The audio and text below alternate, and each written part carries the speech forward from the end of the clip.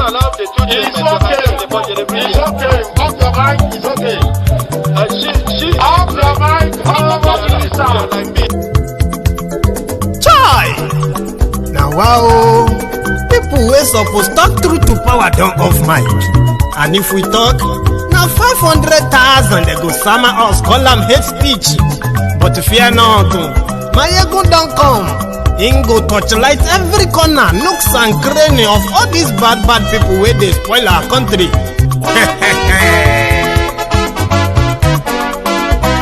So my people make we laugh, oh, yo yo. Maiyegun don't come, oh, yo yo. My people make we shout, oh, yo yo. Maiyegun don't come, oh, yo yo. Maiyegun don't come, man of the masses, oh, yo yo. Maiyegun don't come, oh, yo yo. Maiyegun Diary Politico, oh, yo yo. Maiyegun don't come, oh, yo yo. This one not the off in mind, oh, yo yo. Maiyegun don't come, oh, yo yo. And in the touchlight every corner, oh, yo yo. Maiyegun don't come, oh, yo yo. Okay, some people be they holla say they want the power. Chai, them be promise us say we go get light and power. Nah. Them hustle sote they can't get the power. But now they know they do anything with the power. Sure. Every day, dollar just they get the higher power over naira. See them talk say make we off mind, but thank God say Maiyegun don't come. So my people make you laugh, oh, yo yo. Maiyegun don't come, oh, yo yo. My people make we shout, oh, yo yo. Maiyegun don't come, oh, yo yo. Maiyegun don't come, man of the masses, oh, yo yo. Maiyegun don't come, oh, yo yo. Maiyegun Diary Politico, oh, yo yo. Maiyegun don't come, oh, yo yo. This one not they off in mind, oh, yo yo. Maiyegun don't come, oh, yo yo. Person where they do evil, no one make person talk. Them say that Maiyegun, that man too they talk. He too they talk. Say Maiyegun Diary, he they hot like pepper. But every day then they take money in bulk. Woman picking, they the street they hawk. Still them talk say make we no talk. But thank God say Maiyegun don't come. So my people make you laugh, oh yo yo. Maiyegun don't come, oh yo yo. My people make you shout, oh yo yo.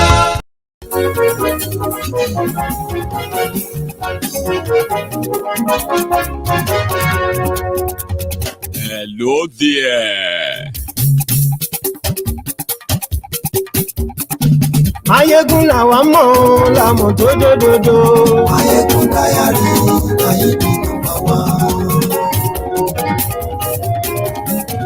Good morning to you, good afternoon to you, and good evening to you from wherever you are watching from. This is Maiyegun Live. Maiyegun Diary, Maiyegun #1. Lórí Facebook, lórí YouTube. Maiyegun Diary, Maiyegun #1. Thank you so much for joining me from wherever you are watching from. Please share this broadcast, okay? Invite your friends, invite your not so friendly friends, and tell them that Maiyegun today as well. Read the caption of the broadcast. Read the description of the broadcast. Afterward, you can relax and enjoy. Maiyegun Diary, Maiyegun #1. Maiyegun Diary Politico. Maiyegun Diary, Maiyegun #1. Godfatherism kò sí lọ́rọ̀ Maiyegun. Maiyegun Diary, Maiyegun #1. Ẹ farabalẹ̀ sẹ́ o kẹ́kọ̀rọ̀ lẹ́nu. Maiyegun Diary, Maiyegun #1. Àní Maiyegun làwọn. Kuwari has granted his first interview. I've got some clip from that for you tonight. Yes.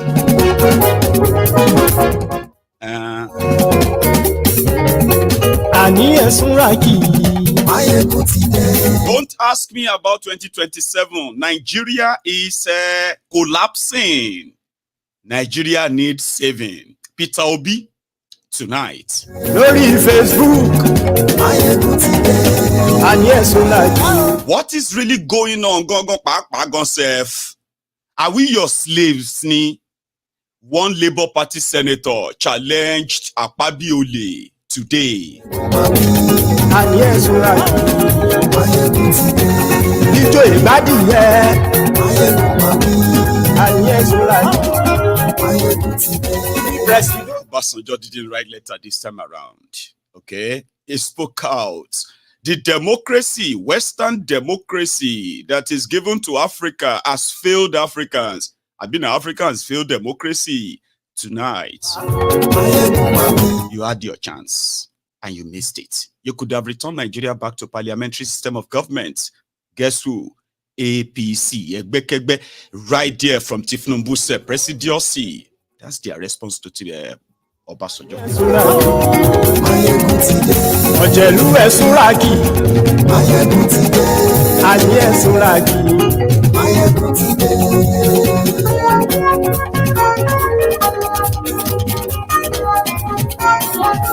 Maiyegun ti dé.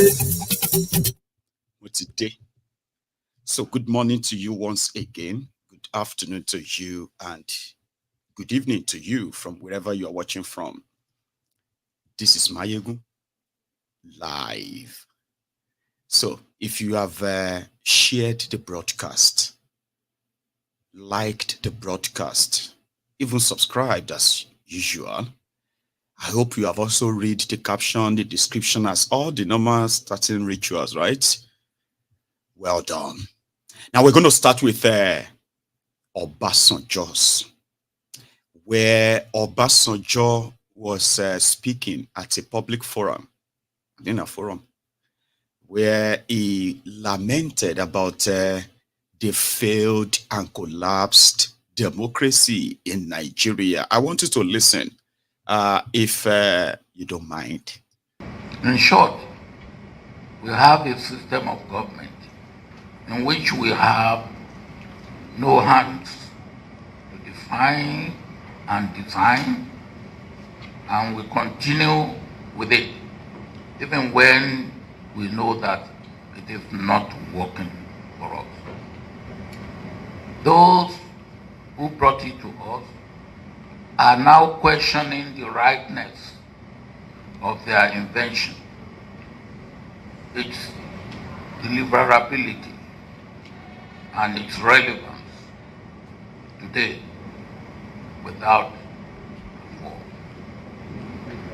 The essence of any system of government is the welfare and the well-being of the people, all the people. Here, we must interrogate performance of democracy in the West where it originated from, and with all the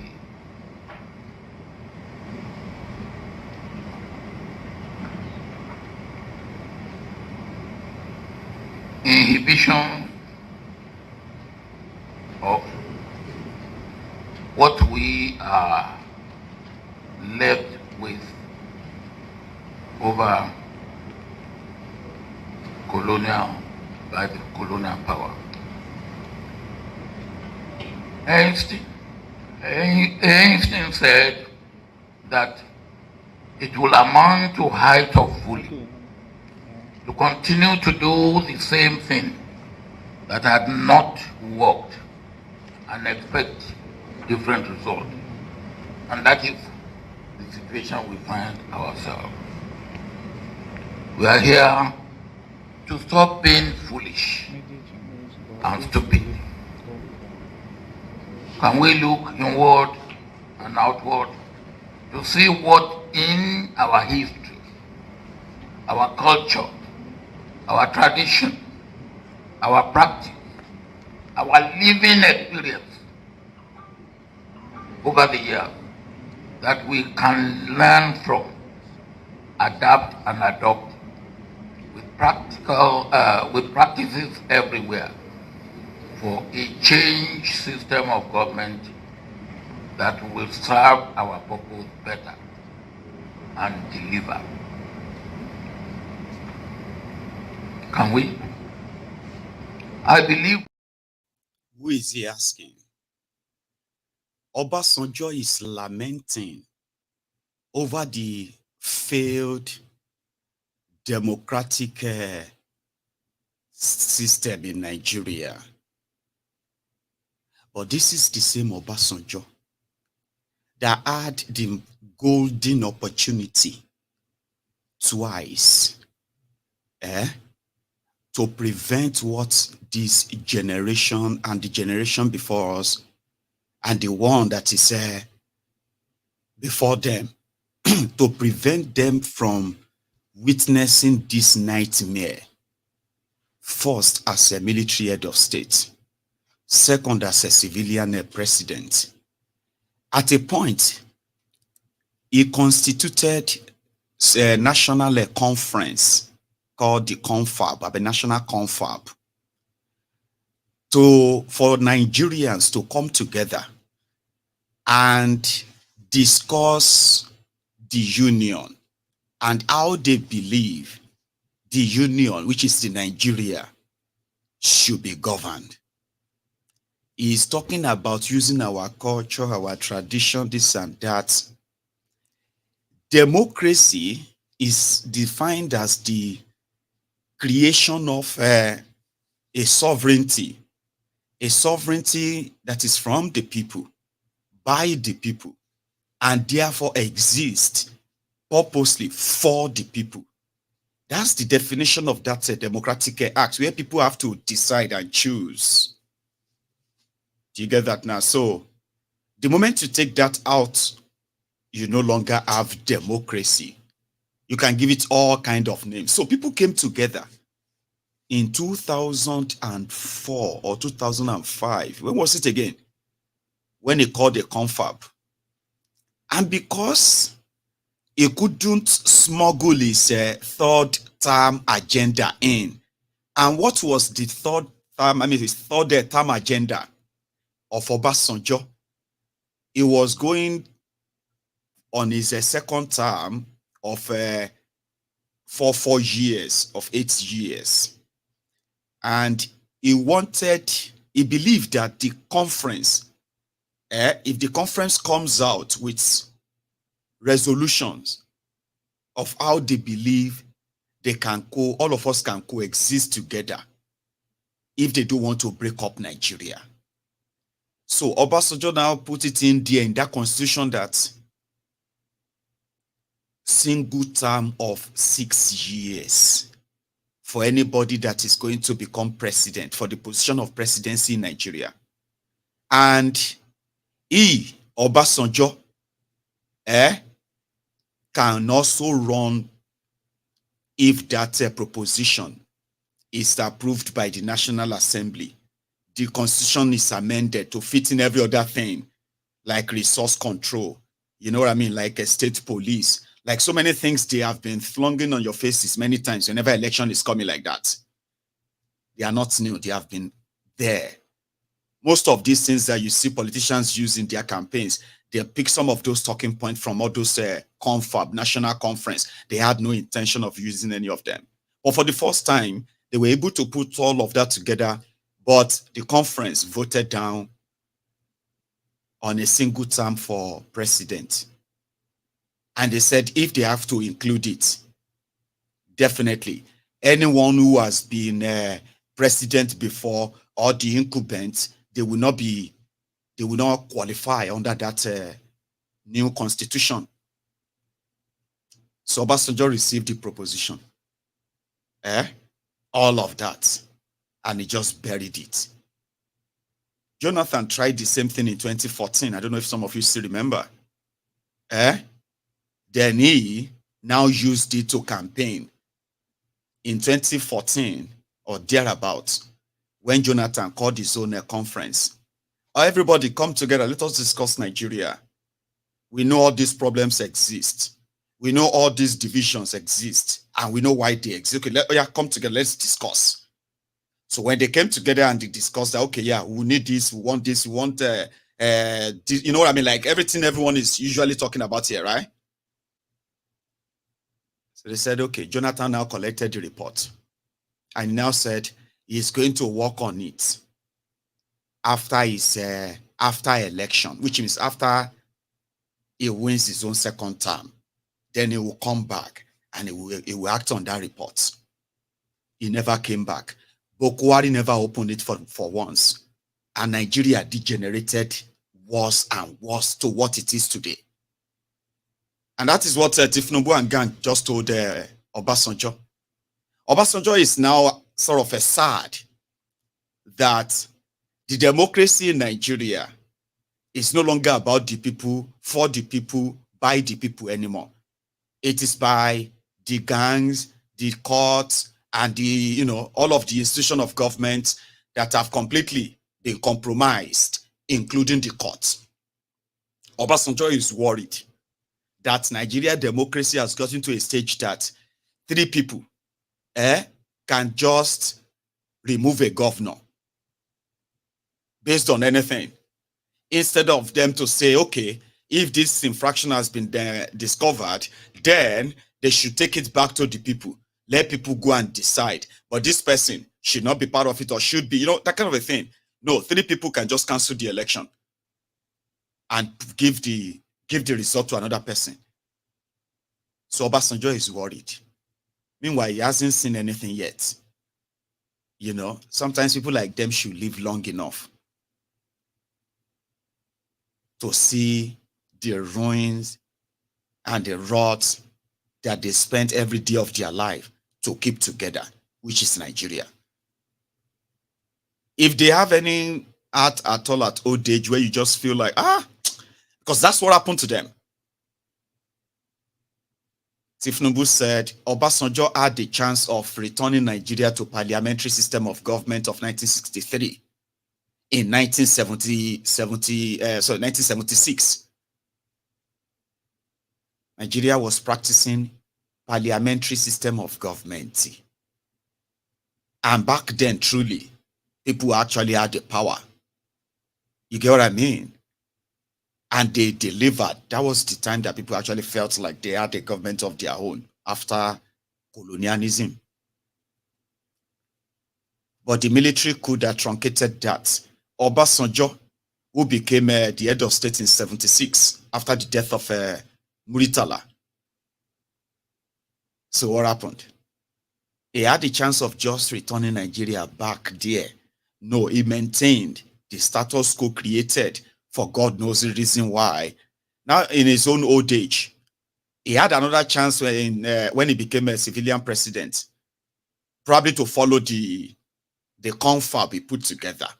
Maybe Nigeria won't be having all these mad people, drug dealers, and all these criminals as powerful people who are making laws and who are also ruling in Nigeria today. But Obasanjo didn't, for his own selfish reason. Now he has no power to change anything anymore. He has no power to influence anything anymore. Okay? So he's now lamenting. Just like me and you would lament. Why can't they do that? Why didn't they do that? How could they forget to do that stuff? Why is it so difficult to do electricity? Why is it so difficult to build this? All that. So Obasanjo has also joined now to start asking.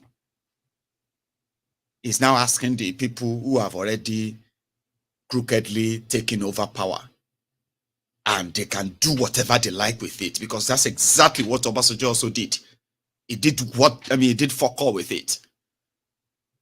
Anyway, he's here lamenting like all of us right now anyway. So same as well, maybe not as Bokwari, but we'll come back to that of Bokwari. Let me take you to Peter, where he granted his own sort of communicate, like a brunch with the media. I have no idea what the whole event was all about, but it wasn't like you called a press conference of anything per se. It seems like a media party. Like, okay, I'm going to be at the Labour Party office. And yeah, if you have any question for me, you can come around. And from all he said today, I want to share them with you. Okay? So we'll take it on from there. Yeah. As it is today, my advice is that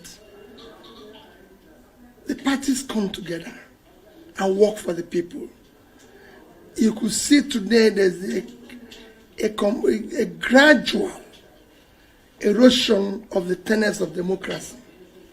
our political compass is heading in the wrong direction. So there's a need for the parties to come together to be able to rescue the situation as it is today. Okay, sir. So the final question, sir. So what advice do you have for Nigerians, especially the electorate? Well, for Nigerians, well, which is for all of us, we need to take issue of governance very serious. We need to ensure that only those who are competent, who have the capacity, who have the integrity to be able to serve faithfully and use the resources of the nation effectively for production are allowed into office and supported. And we should resist where things are going wrong. This question, which is the issue of the parties coming together, that is impossible. You're talking about coming together for election purpose. That's not what I'm talking. I'm talking about coming together for good governance and making sure that the people are well governed and well served. That's two different things. When it is for election purpose, it is self-benefiting or transactional. But if it is for good governance, we can all come together and work together. And if you look at what President Obasanjo is talking about, I don't think he's talking against saying that democracy is not what we should adopt. No, he's talking about the applicability. Democracy, as is being practiced in the Western world, does not have universal acceptability and applicability. You have to look at what suits you. For example, if you look at democracy in America, where we even copied this presidential system of government, there's so many things that we've abandoned. If you're president of America, you can't just, I've never heard in America that they bought vehicles for legislators. You can't just buy cars anyhow. I have never heard you can't buy cars for first lady anyhow. There's no, in fact in America, there's no office called Office of First Lady. It exists in name. And for the purpose of accompanying the president to trips. Not just to have an office created with enormous budgets that are even beyond critical areas of development. No. You cannot entertain people. In America, if the president chooses today to entertain guests, he will pay for the food. If he chooses to have different dishes, he will pay for it. So he can decide how my wife is going to have we're going to have this type of fish from Japan. At the end of the month, he has to pay for it. So these things don't happen. You don't have renovations of different houses for the president. If the president of America goes to New York today, he stays in hotel. I've accompanied the president to trip in the past. The hotel the president of America was staying in a hotel. So these are issues. So we must look at what suits us. Again, look at how we can manage our own expense and everything. So what Obasanjo is saying that we must not adopt this and even adopt it wrongly as we are doing it today. The last one was an issue of moving towards one party. How can we salvage that? That is a disaster. And it can be salvaged again by the same everybody coming together. Not just now political parties, but civil society. The people must resist that because it's dangerous. Thank you very much. Thank you. Okay, His Excellency, you are the campaigner of a new Nigeria. Recently, you described the former president, Atiku Abubakar, as your leader. if, for example, in 2027, and you are given the opportunity to become his vice, will you do that? Then secondly, sir. My dear, let's not talk about the election. We have a critical problem happening now. See, this is what I'm saying. We should all come together. Even you as a journalist should look beyond the election. People are dying of hunger. And we're talking about the election. What happens in the next election? I've said this publicly. Peter Obi is not desperate to be Nigerian president and desperate to see Nigeria work. Your children are suffering. So don't ask me that type of question, please. I'm begging you. Let's talk about how to save the country. If the country is working, I mustn't be president. Let the country work for our future. Okay, I want the children of here to be looked after. Okay, the next one is you said. So that's that part. You know, I kind of have been one of those who first told you that normally in Nigeria, the criminals, politicians, after one election, they start planning for the next election. They don't care about the people or how to govern and all of that. No. Every day of their action is being geared towards the next election. They don't care about you. And you can tell that the society itself seems, you know, the supposed the fourth arm of the realm, the fourth realm of whatever, the media, who are supposed to now actually take off the gown of electioneering that is never going away in Nigeria, politics, and ask critical questions, even from those who have rigged themselves in. But no. I like the way he actually answered that. Listen, you care about next election. I wish you could tell them that how are you sure that what is going to happen to Nigeria, you're going to survive till the next 4 years? How are you sure? Because things are going to get so bad.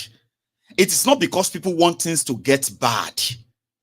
It is because the actions of these people, their failure and continued plundering of your common money, common wealth,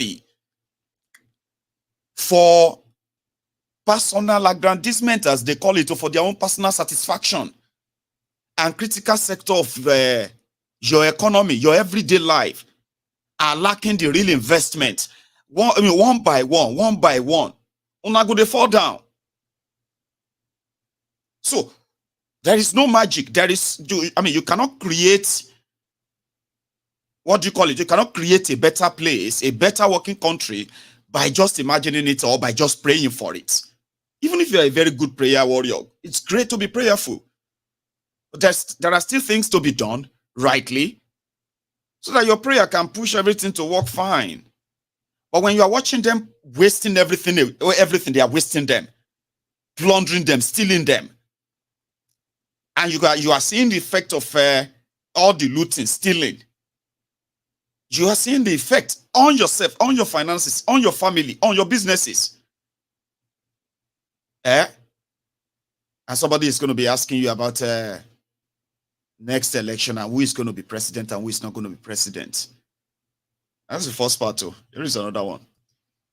Good governance of Nigeria. Particularly in the last election, we watched the exercise. We know that a lot of Nigerians supported you and they voted for you. But at the end, in this kind of scenario, how do Nigerians... They continue to voice it out and say, this is not what we expected. It has to be consistent. And I'm not saying they should go and start destroying things. We must remain civil and within the law, but consistently say no to bad governance. Your Excellency, good evening. Abaya Makibola is my name. I report for Wazobia, Nigeria. Thank you. Let's go back to IPAC. Will you say IPAC as the umbrella body of all political parties in Nigeria has lived up to its expectation? If no, what would be your recommendation? How do you think IPAC can get it better for us to have the democracy we are all aiming for? IPAC should go beyond being transactional and be effective in collectively opposing bad governance. That is their role. That is why they were formed, to say no when things are going wrong. And everybody can see today that things are going wrong in our country. It needs to be told. We now have a situation where non-party carrying members are being appointed to be a referee in our coming elections. IPAC, civil society, and the people need to resist that. These are people, even some of them who have been part of Togre and are becoming the referees. IPAC should voice out where 90% of our election now ends up in court. They should voice out where our courts have become courts of favors, courts of procurement, rather than courts of justice and the law. They should voice out where a position where you have 3 recent judgments that are contradictory. Look at what is happening in Kano, Zamfara, and Plateau. All geared through opposition parties. I don't need to be a member of those parties to say that things are wrong. They are wrong. They are not good for democracy. My party is not in any of them. But it shouldn't be. Look at the elections that happened recently. In Kogi and everything, nobody's talking about the people who were killed, people who were men, and everything. Everybody is saying congratulations to something you know that was wrong. That's where IPAC, civil society, and everybody should voice out. It's not about who it benefits today or tomorrow. I've said it before. Nobody is buying fuel cheaper. Nobody is buying food cheaper.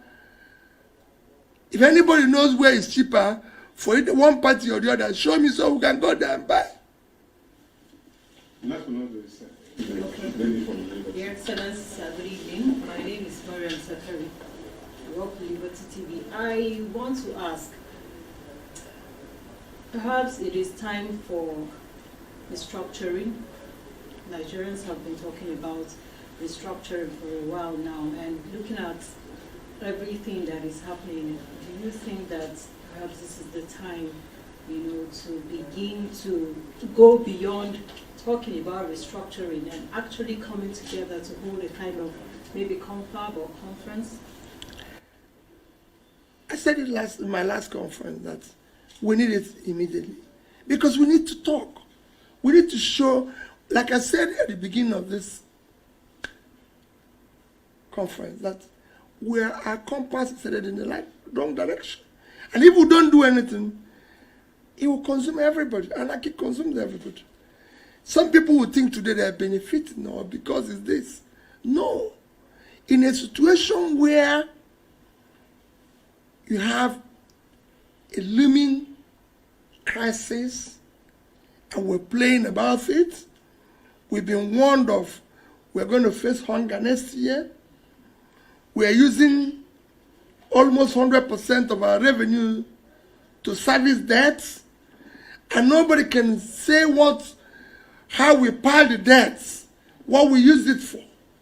In a place where, instead of putting our money, we've now been told we are bankrupt. Instead of now behaving like people who are bankrupt, we are still behaving like people who are still affluent. Because bankrupt people should be downsizing all expenditures that is not critical for development. But we are still going ahead, living a life that is beyond our resources, even when borrowing to continue such life. So there are things we need to do. All these things are things we need to look at. It's time to look at whether this presidential system suits us, or whether we can change and go back to parliamentary system. Because we cannot have a situation, and that's what Obasanjo is saying. Let's have something that can suit us, whether it's parliamentary or presidential. It is time that we elect people who must be answerable to us. We can no longer continue to have an elected people who answer us through third parties or source comments to us and everything. It cannot continue. We need to do things differently. So I think restructuring, one, will help the various segments to develop simultaneously. And you will see it happen. Thank you, Excellency. Thank you, Mr. Julius. Or everybody will be consumed. Do I need to add more, or I should just kind of add tashere like small to all the points is sort of raised? One of the things that got myself a little bit relaxed around you, the obedient, was when the Yoruba leaders met with this guy, and he was asked the same question of what he would do in the area of restructuring.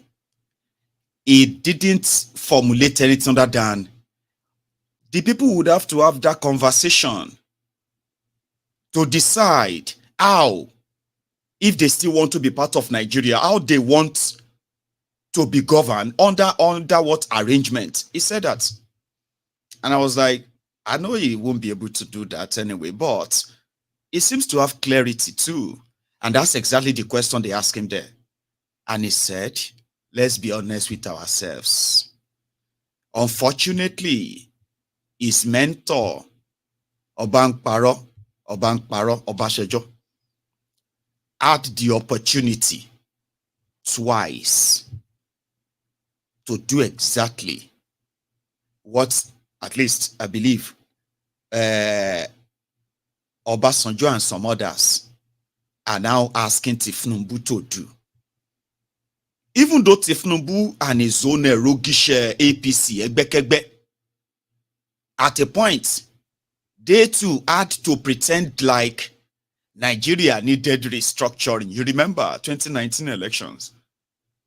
And they used El Rufaya of Kaduna Littlefinger, as the APC Special Committee on Restructuring. Even though they asked Bokwari, and he was like, what is restructuring? And they asked a shitty man, he said restructuring my put. But APC, Egbekegbe also tried the flag too. So what they're asking Tinubu to do, and what Tinubu also was asking others to do at the time, Obasanjo had the chance, golden chance. Maybe, I'm not saying Nigeria go down better. Maybe we won't hate ourselves this much. Because if Obasanjo had followed the 2005 National Confab and the recommendations, by now, you see the Sharia North, they would have probably, by now, they would have joined their brothers and sisters in Chad, Niger, and all those places. Because it would have been very clear that all of you, we won't go there. It's like going to Sudan, or going to Iran, or going to Afghanistan. It's your choice. Because by the agreement, they are part of Nigeria, but don't cross the border anyhow. North Korea, Lobosio. And they too, once they cross their border to any other part of Nigeria, they must not bring their Sharia or bring their nonsense. You get now jihadism and all of that. One lokuni.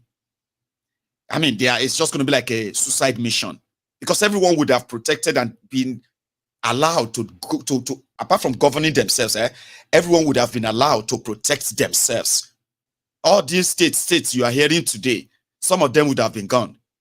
because they actually recommended that states should be scrapped and we should go back to regionalism. Go and read the 2004, 2005, rather, confab and the recommendations. But Obasanjo didn't do that. He wanted his third term. And at some point, they will go back inside and they will say, oh, we want to do police reform. When you look at the police reform they want to do, and you go and read part of all those confab reports, you will see all the recommendation made, but they will twist it. Security settings that people suggested for Nigeria would have prevented all these jihadists that are crossing all over Nigeria. Courtesy of APC, they would have been prevented. The audacity of this Fulani terrorist called, what do they call them again? Miyetiala. They would never have existed beyond the borders of the Sharia, not the 7th state of Sharia in northern Nigeria, if they would never exist at all. But Obasanjo didn't do that. He buried it and then punished the rest of Nigeria with a sick man, a terminally sick president. Rigged him in, and when that one came in, he said his election was the worst election ever. But he would do his best to correct that by doing electoral reform. He never lived to actually do that. That was the beginning of a degeneration to what you have today. And on and on and on like that. So Obi is, cannot be blamed in any way. Let me be honest with you. If he's sounding like all of us, the way we are sounding, you can forgive him because, he never had a chance to actually prove everything he's been saying. It is the same thing like when people say, "Shay, if it is Obi, waiting to go do." You cannot say that anymore. Shay, you understand? Now people where they support Obi, now them go they beat their chest. Obi can never do that. And you have no right to doubt them. You cannot say because Tinubu and his thieving criminals are dipping you into more poverty, hardship, then your excuse is that waiting Obi, what would Obi have done? What can he do? Some of you are also trying, in order to cushion your frustration and disappointment, some of you are trying to say, Obi also said he's going to remove subsidy. This one also said he's going to do that, because you are so dishonest and irresponsible to take responsibility for your actions. See, whether he said he was going to remove it by half, or he's going to remove it by full, or he's not going to remove it at all. You see, all of that now, you can no longer use them as excuse. You have to face Tinubu, who is now acting, doing the things he said he would do. And those things are now affecting you. You cannot say in that your painment, in that your painful state, where you are trying to, what's it they call that thing again? Trying to manage your pain. You know, when people are kind of so pained, they will tell you that, number one, why are you laughing at them? So, you know, when you are laughing at them, like, the rest of that, they say, you know, when you start laughing and laughing like that, because they are so pained, they will say, continue crying now. You know, you are laughing at them like, oh my show. First, they want you to feel pity for them by saying that, it's my choice. I didn't know that they would do all of this. I didn't know that I trusted them. So why are you laughing? Why are you mocking us? Are we not all suffering it? Share you to not suffering. So why are you laughing? Are you continuing to laugh? You know why you are laughing? It's because, number one, you knew what they would do. Somehow, mentally, you are not expecting anything from them. As sad as that sounds, as much as you know that you are also going to lose a lot in this rigged economy, but mentally, you have told yourselves that they will fail you because of that is their real mission. So when they start doing them, and even though you are also affected, But you are not really disappointed. Sure, you get? You are not really disappointed. If they say they stole 1 trillion tomorrow, you know they will steal it and nothing will happen. So if somebody now comes and say, instead of them using that 1 trillion to do electricity, if they use that 1 trillion to help the poor people, and that person who is complaining is one of those people who told you that Peter Obi, Showore, and others, so they will never be president in Nigeria. They should go and be president in Anambra or go and be president of Ondo. That's what they do tell people. The people who are telling you that, they are now complaining that, this is all these people. I thought it's going to be different. They want to use they use 44 and 40 million naira to buy car. Did they know did they not have car before? Did they know how many people that cannot feed their family? And they are using 2 billion naira to buy fan. The person who is lamenting, and you know that's what they normally do. They will have no money for education, no money for healthcare, no money for critical sector of the economy that can actually create jobs where people can live normal life. You know them. And you did your best to stop and say, reject them, reject them. If they should rig, everybody should go out and fight them. But this one's told you, you will cry. You will cry or you will kill yourself. So which means in your mind, mentally, you know what will happen. So you are not expecting anything. So when they begin to lament, and then you are like, your lamentation just started. Now just 6 months. To make themselves feel good. They are not good. They are bleeding inside. So you get, there's like sweating inside their bellies. But shame will not let many of them express their disgust and disappointment because they expect so much. The fools expect so much from the looters. So you can't start to talk. It can't sound like you are mocking them. You are laughing. So they will, to make themselves feel better, they will say, continue crying. Continue crying. I need your tears. I need your tears. I know what they are not waiting for your tears. See. This is them managing their frustration. You get that? So everyone is affected. And in this case, the moment you realize that you can begin to walk like Kalu, not just dress like him.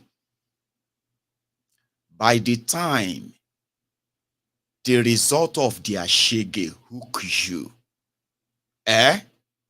if you manage to still be alive, nobody will beg you to seek freedom.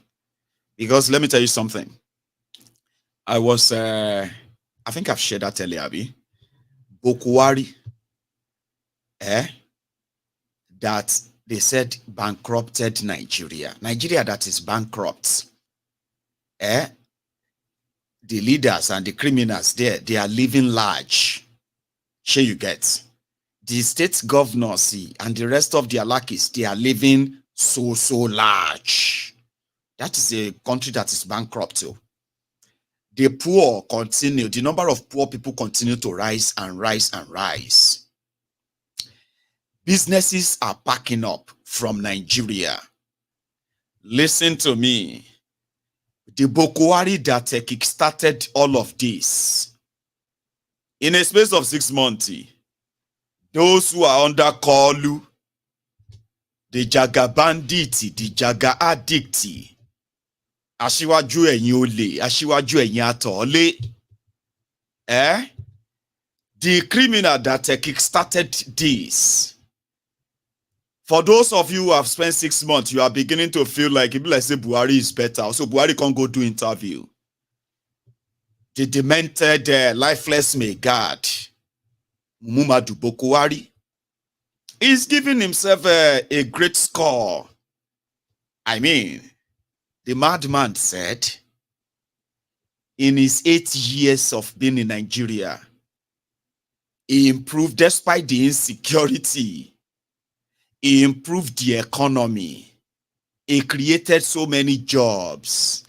And today, a lot of you are happy for it. But you see, maybe today they don't live in the alternative world. Unfortunately, it is a scripted, it's a scripted interview. But I want to share some of the stuff with you, starting with how he feels about how he destroyed Nigeria. Here is what Muhammadu Buhari said. Let's start with this. I don't know. People have their opinions. But I thank God. God gave me the opportunity to serve my people and the country. And I did my best. Whether my best is good enough is up to people to judge. For 3 times, you strived, to get into this office. And 3 times, for some reason, you didn't get in. And by stroke of luck or destiny, you came in during the 2015 elections. Of course, for somebody to try 3 times, there's something you set out to achieve. Would you say you achieved it in these 8 years that you were in office? Well, not quite, but I would like Nigerians to reflect. What was the condition in the country before we came in? Especially in the Northeast. Most of the Northeast in the hands of what they call Boko Haram, whatever it means to whoever wants to interpret it the way they wanted to interpret it. And the economy, so security, economy, and then fighting corruption. This was the objective I set myself and the government I led. And I hope Nigerians have been following it and saw the difference. I know the government I led was lucky, and the country was lucky to get the governor. The governor of still the governor of Borno State, a very intellectually sound. He is young. He is virtually incorruptible. Because it was fantastic. I think here I have to mention something to share with Nigerians. What happened? The civil servants, the old civil servants, they have got a way of trying to get information, not through the... Sorry, the signal don't go off at that point. He has dementia. Even though Shore continued to say, don't say that, Maiyegun. I know the guy knows what he's doing. He's a sadist. A narcissistic sociopath. If he wants to act like he's a dumb, he knows. You see, they were asking, she was asking him of if he accomplished his goals of 8 years. Then he started with Boko Haram. Sure, you get that he set out to fight, to stop insecurity, fight corruption, and economy. Then he mentioned Boko Haram. Boko Haram was very active in the northeast of Nigeria. And twice they attacked Abuja, which is in the north central of Nigeria. There was no Boko Haram elsewhere, especially down south, before this criminal and his jihadist terrorist of APC, Egbekebe, at the time, took over Nigeria. Don't ever forget, event of what will happen under Tinubu, they are going to eventually dwarf all of the calamities of Boko Haram, to the point that a lot of what you know and suffered under Boko Haram, they will be child's play to what Nigerians are going to suffer under Tinubu. And because of that, a lot of them will forget everything they suffered under Buhari. It has always been like that. This criminal brought in Fulani terrorists that invaded Nigeria, and they are still currently holding many parts of Nigeria today to ransom 8 years of terrorism. Nigeria became the terrorist capital of the entire world. Nigeria is not fighting war, supposedly or hypothetically, but Nigerians are dying in their hundreds every day in the hands of different terror groups and under Buhari, because in his own theory, he was asked about his foreign policy and what he felt like his foreign policy was like for Nigeria. And, throughout his tenure, he would defend every Fulani and other African countries there. He would defend them. He will fund their government with Nigeria's money, but he will continue to put down Nigeria. That's what he did. Indeed, that's what he did, unfortunately. Simply because in his own foreign policy, Lake Chad to Benin Republic is 1,600 kilometers. And because the Lake Chad is 1,600 kilometers, therefore Nigeria cannot have any border. For the donkeys and the cows, the invitation and then the establishment of the Fulani terrorism in Nigeria, Buhari decided, spent 8 years in trying to make laws that will force Nigerians to part with their lands or their lives. They wanted to apportion people's lands to the armed Fulani terrorists if Nigeria wanted to experience peace and growth under Buhari. Listen to him. He still very much believes in that, by the way. So in essence, what you're saying is you set out to achieve some goals and you achieve them in office. Number one, security. Because if there are no security, you cannot achieve anything. Number two, the economy, employment. Now, because of the security we have succeeded, I think Nigerians developed confidence into their country and they invest more. And people from outside came and invested. Moving forward, how would you adjudge Nigeria's diplomatic ties with other countries of the world? What would you say were your footprint in that regard? Unfortunately, I am so preoccupied with the local problems that I hardly think about the external problems. I think this is natural, especially for developing countries' leadership. They are more concerned with their local problems than what is happening outside, except, say, like closing the border. As I told you, our border from Lake Chad to Benin Republic is more than 1,600 kilometers. And with the type of terrain, only God can effectively supervise this border. So virtually the government is wasting its time. I told you, the donkeys, the cows, and the camels, you cannot close the border for them. And this 1,600 kilometers, virtually they choose where to go. You served as a military head of state? That was the calamity that lasted 8 years in Nigerians' lives. The president of Nigeria believes that the cows and the camels, you cannot close your border against them. Even when the terrorists are moving cows and their guns and their weapons and the rest of that, there's no government that can stop all of that. That was what the Buhari's security policies was. And tens of thousands of Nigerians lost their lives because of that. He spoke more.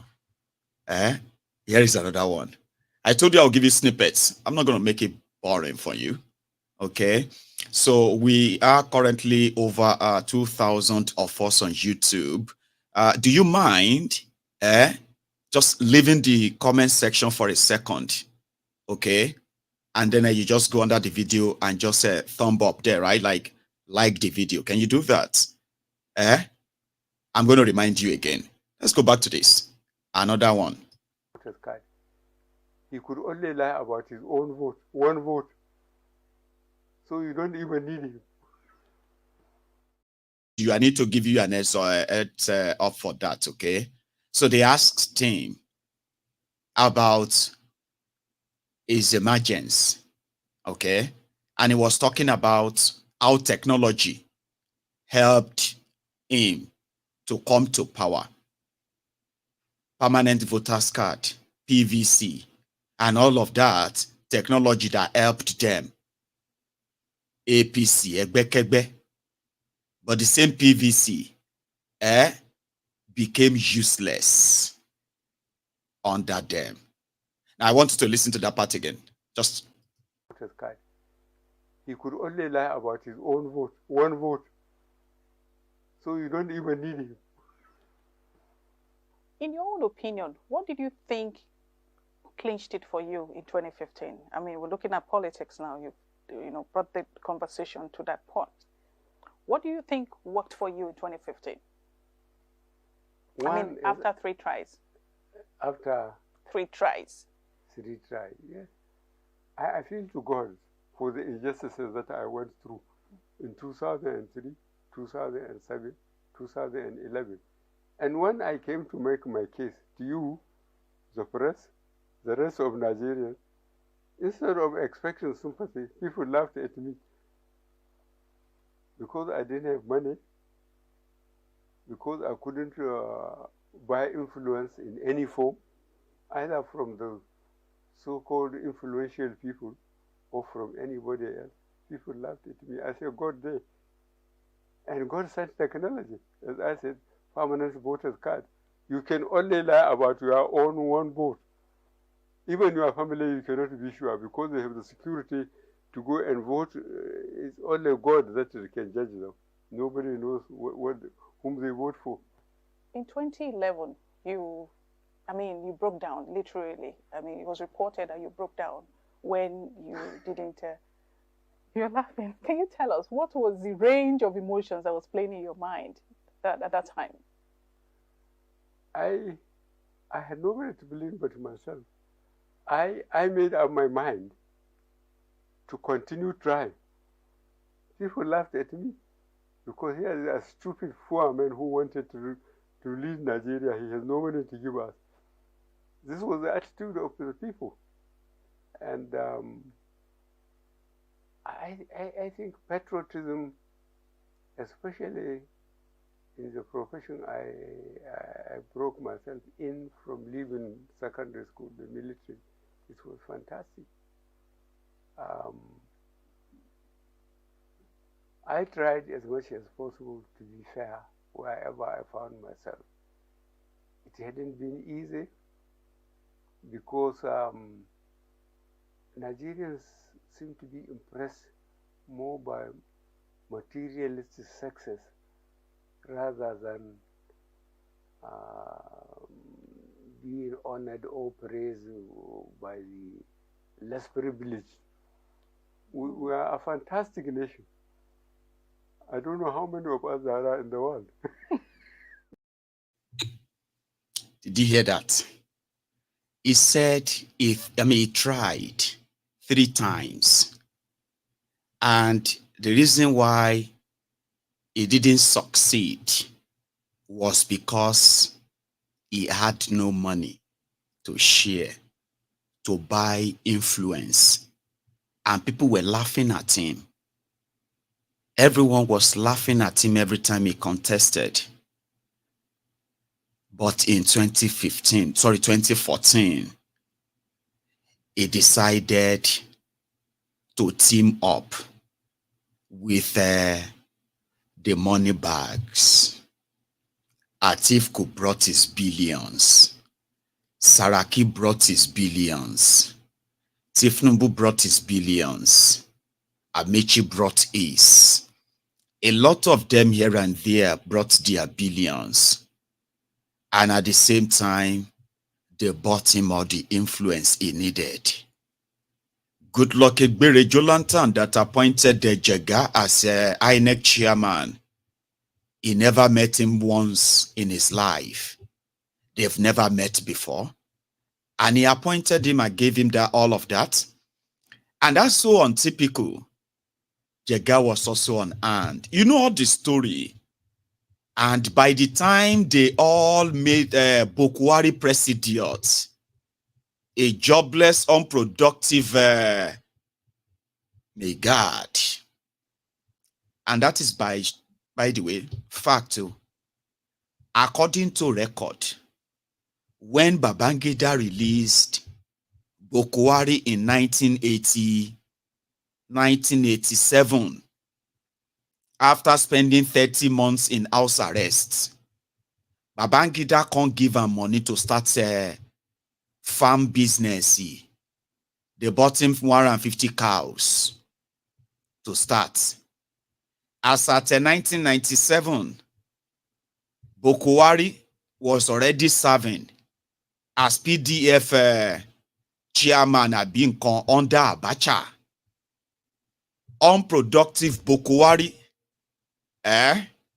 eventually, even apart from the fact that he's a known rogue and criminal too. I don't want to go into all of that PDF or PTDF looting, but let's just say his private life.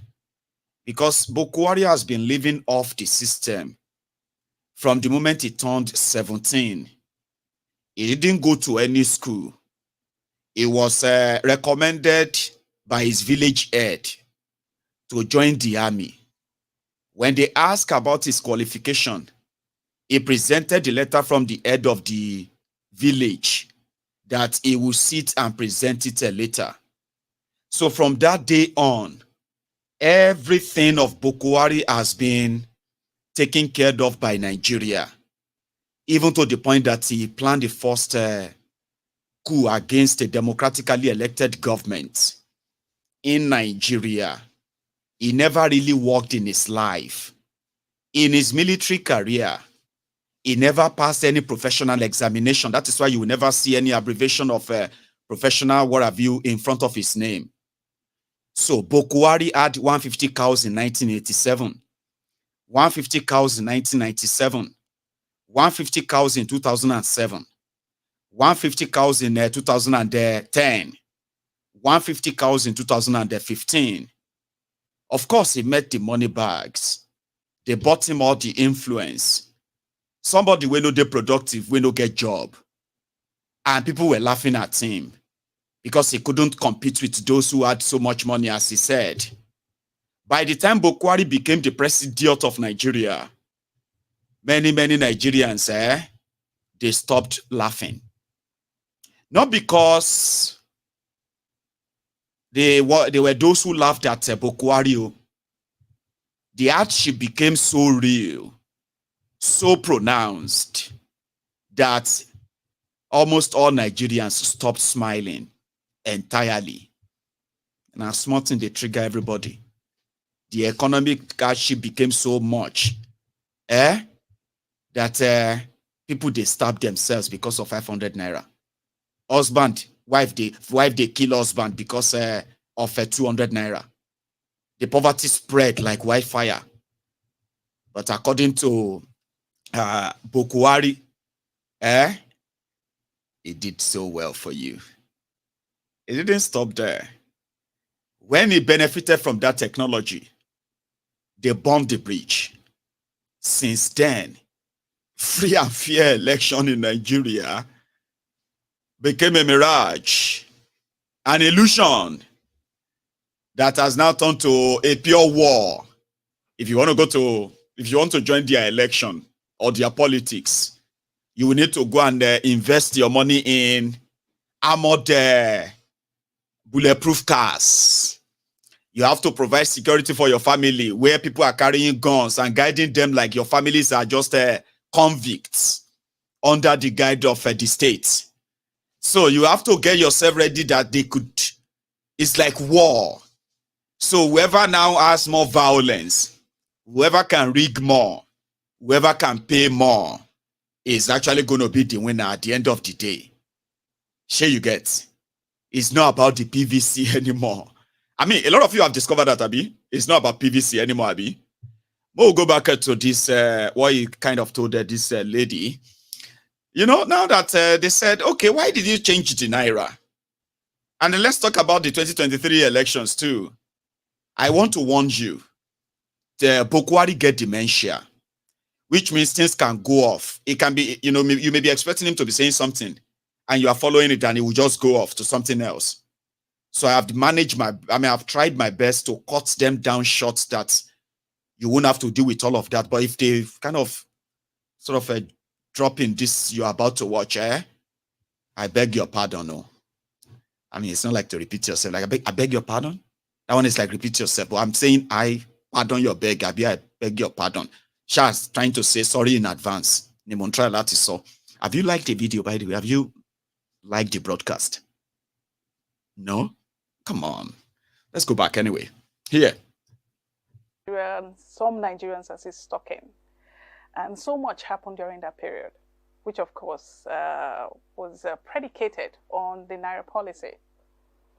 And some would ask, I mean, election period is tumultuous on its own, and then bringing a Naira policy into the works would further make it more tumultuous. So people would like to know why that Naira policy came at that period of the 2023 elections. Well,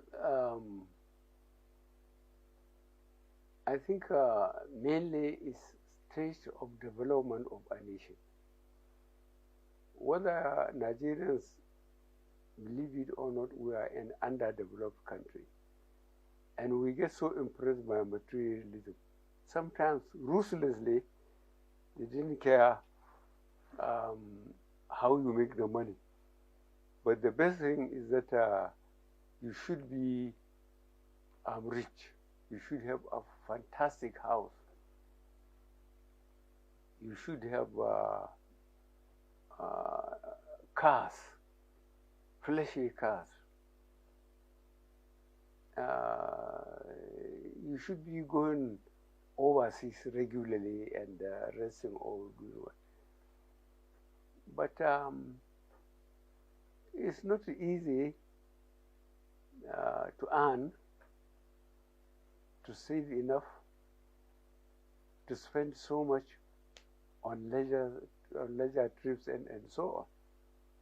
But Nigerians, I don't know. I still feel that the only way I could impress and tried so hard to do it in Nigeria is just to make sure that my integrity become unquestionable. It hasn't been easy. There are some people who deliberately come close to you to benefit materially. And if they find out that you don't accept the system, they dump you, so-called, and they take it their own way.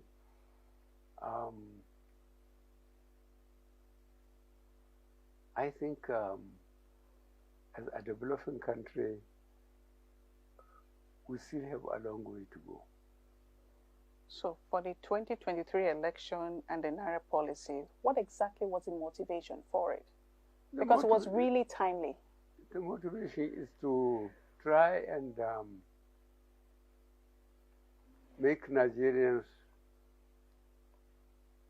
believe that there is no shortcut to successful leadership, in the sense that service,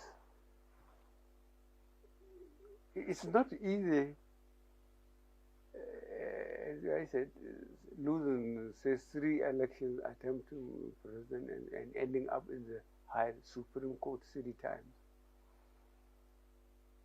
How many people, a lot of Nigerians would say that is very stupid. They would rather have the quickest and fastest way of getting there. And the only way we can do it is to try to accumulate some money, to have a lot of money, and see how we can compromise so many people and maybe institutions and get to where I wanted to get. But I think patriotism, if you sympathize with your own people, or when I say your own people. I'm sorry. I have seen the video because I caught the video. And that is why you remember when we got to that part, I warned you ahead that they were asking questions. It's going to be saying things that are completely sure you get. But you go first begin to take you there. When he's about to lost you completely, it will start like he wanted to say something sensible. So for those of you who have missed Bokwari, that is what you missed though. That is what a lot of depressing, anytime he spoke to the media, when everybody is crying, hey, where is Buhari? Oh, this Buhari, God go punish Buhari. When he manages to speak maybe once in 6 months, it will just further add to their depression. When he opens his mouth like, just know that something terrible is about to come out. It will further frustrate you, confuse you, depress you. It will not answer the question. That's what people actually suffered in 8 years before this Bulaba and Bala Blue. You heard him. The 2023 election was around the time you changed the currency. What was the, why did you do that and all of that? And he started talking about Nigerians. It was right, too, when he said Nigerians don't care how you make your money or where you make the money from. They just, because they believe that once you have a very beautiful house, driving very nice car, and you have so much money to give, they don't care where you get it from. You can run for office and you can become, okay, that makes sense. Is that why you changed the Naira? So tell us more. Come clean. Now that you can, it's over, Abi. So tell us more. Why? Then he started talking about others who now use that money to cheat and buy the institutions, which means they use the money to compromise institutions of government that could have prevented people like that from getting to power since they have bought them. So is that why you changed the money? Okay, tell us more. And then he started talking about Nigeria will know patriotism. It can really, really be off point. So I don't want to kind of make that worse for you, okay? But there is another interesting part. This interesting part is where he was asked that some people believe that he's an honest man. But there were some corrupt people around him. And guess what Bokwari said? He said, why didn't you tell him that nobody told him that people around him were criminals and thieves? But they were cabals. In fact, under you, the word cabal became more popular. And the NTA woman, they asked about, do you know about the cabal? And she's there smiling, like, you know what I mean? Oh dear. Imagine if Christina Amanpour. What's that woman's name? That CNN woman. Is it not Christina Amanpour? That Amanpour woman. That woman will look like witch. Especially when she's talking to known dictators. Crooked, criminals here and there in politics. What's her name again? Something Amanpour. And she's asking all these adult questions, and you will be seeing her face like, oh, more, if I hold you, that kind of thing. If not that kind of woman, Bokwari, and that woman got tired anyway, because, You can't force a demented best way we get dementia to, or to begin to kind of catch up with you. Now you go tire. But that NTA lady was there asking, and people, majority of people kind of believe that you are not corrupt, but people around you. Now I want you to listen to that one.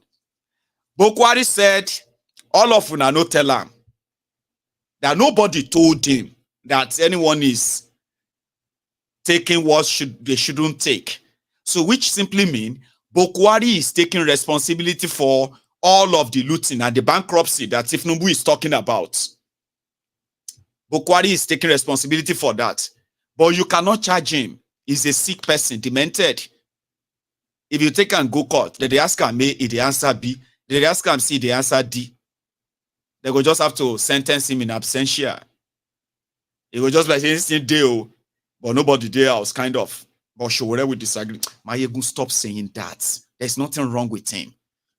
He is a wicked, heartless criminal. Say, okay. More listen, more we hear from him. Bokwari. Case should be fairly judged by our performance or lack of it. And this performance, as I said, is security, prosperity. The ones which I am not too much heavy about is fighting corruption. Those are the silly things I made Nigerians clear that I come out to fight. Of course, there are people who think that maybe they will say that was why I broke down. They think that who am I to say that I can secure Nigeria, bring prosperity, and stop people taking gifts and so on. I have tried, and I think we succeeded. You just mentioned the three cardinals, which is, of course, security. And you talked about the economy and this corruption. You were very pointed about it when you came on to say, come, by the time you bring me on, I will fight corruption. I will do this, I will do that. Would you say you achieved that? Would you say your government achieved much in fighting this endemic problem called corruption? I think I did, in the sense that making people much more aware about it and making them intolerable of it. Before, I think leadership at various levels can do things that are dishonest or dishonorable and get away with it. But it has become eventually impossible for anybody from top to bottom to misbehave and think they would get out of it. People just wouldn't tolerate it. So I think for that, that is a major success. My 8 years as president, I planned it because I went through the experience. I was a governor. I was a minister of petroleum. I was a head of state. My qualifications are fantastic. I was in detention for 3.25 years. So tell me what I haven't been through. I learned a lot, and I decided for those 8 years God gave me to again reflect very seriously and quietly in my own time to behave myself. For those 8 years, nobody can say I built a house. Nobody can say I invested in any company. Nobody can prove a case against me. So I'm now happily sitting here in my village. And you know, some people, most Nigerians see you as somebody who is actually very honest as an individual. But for some reason, they believe that you were surrounded by people who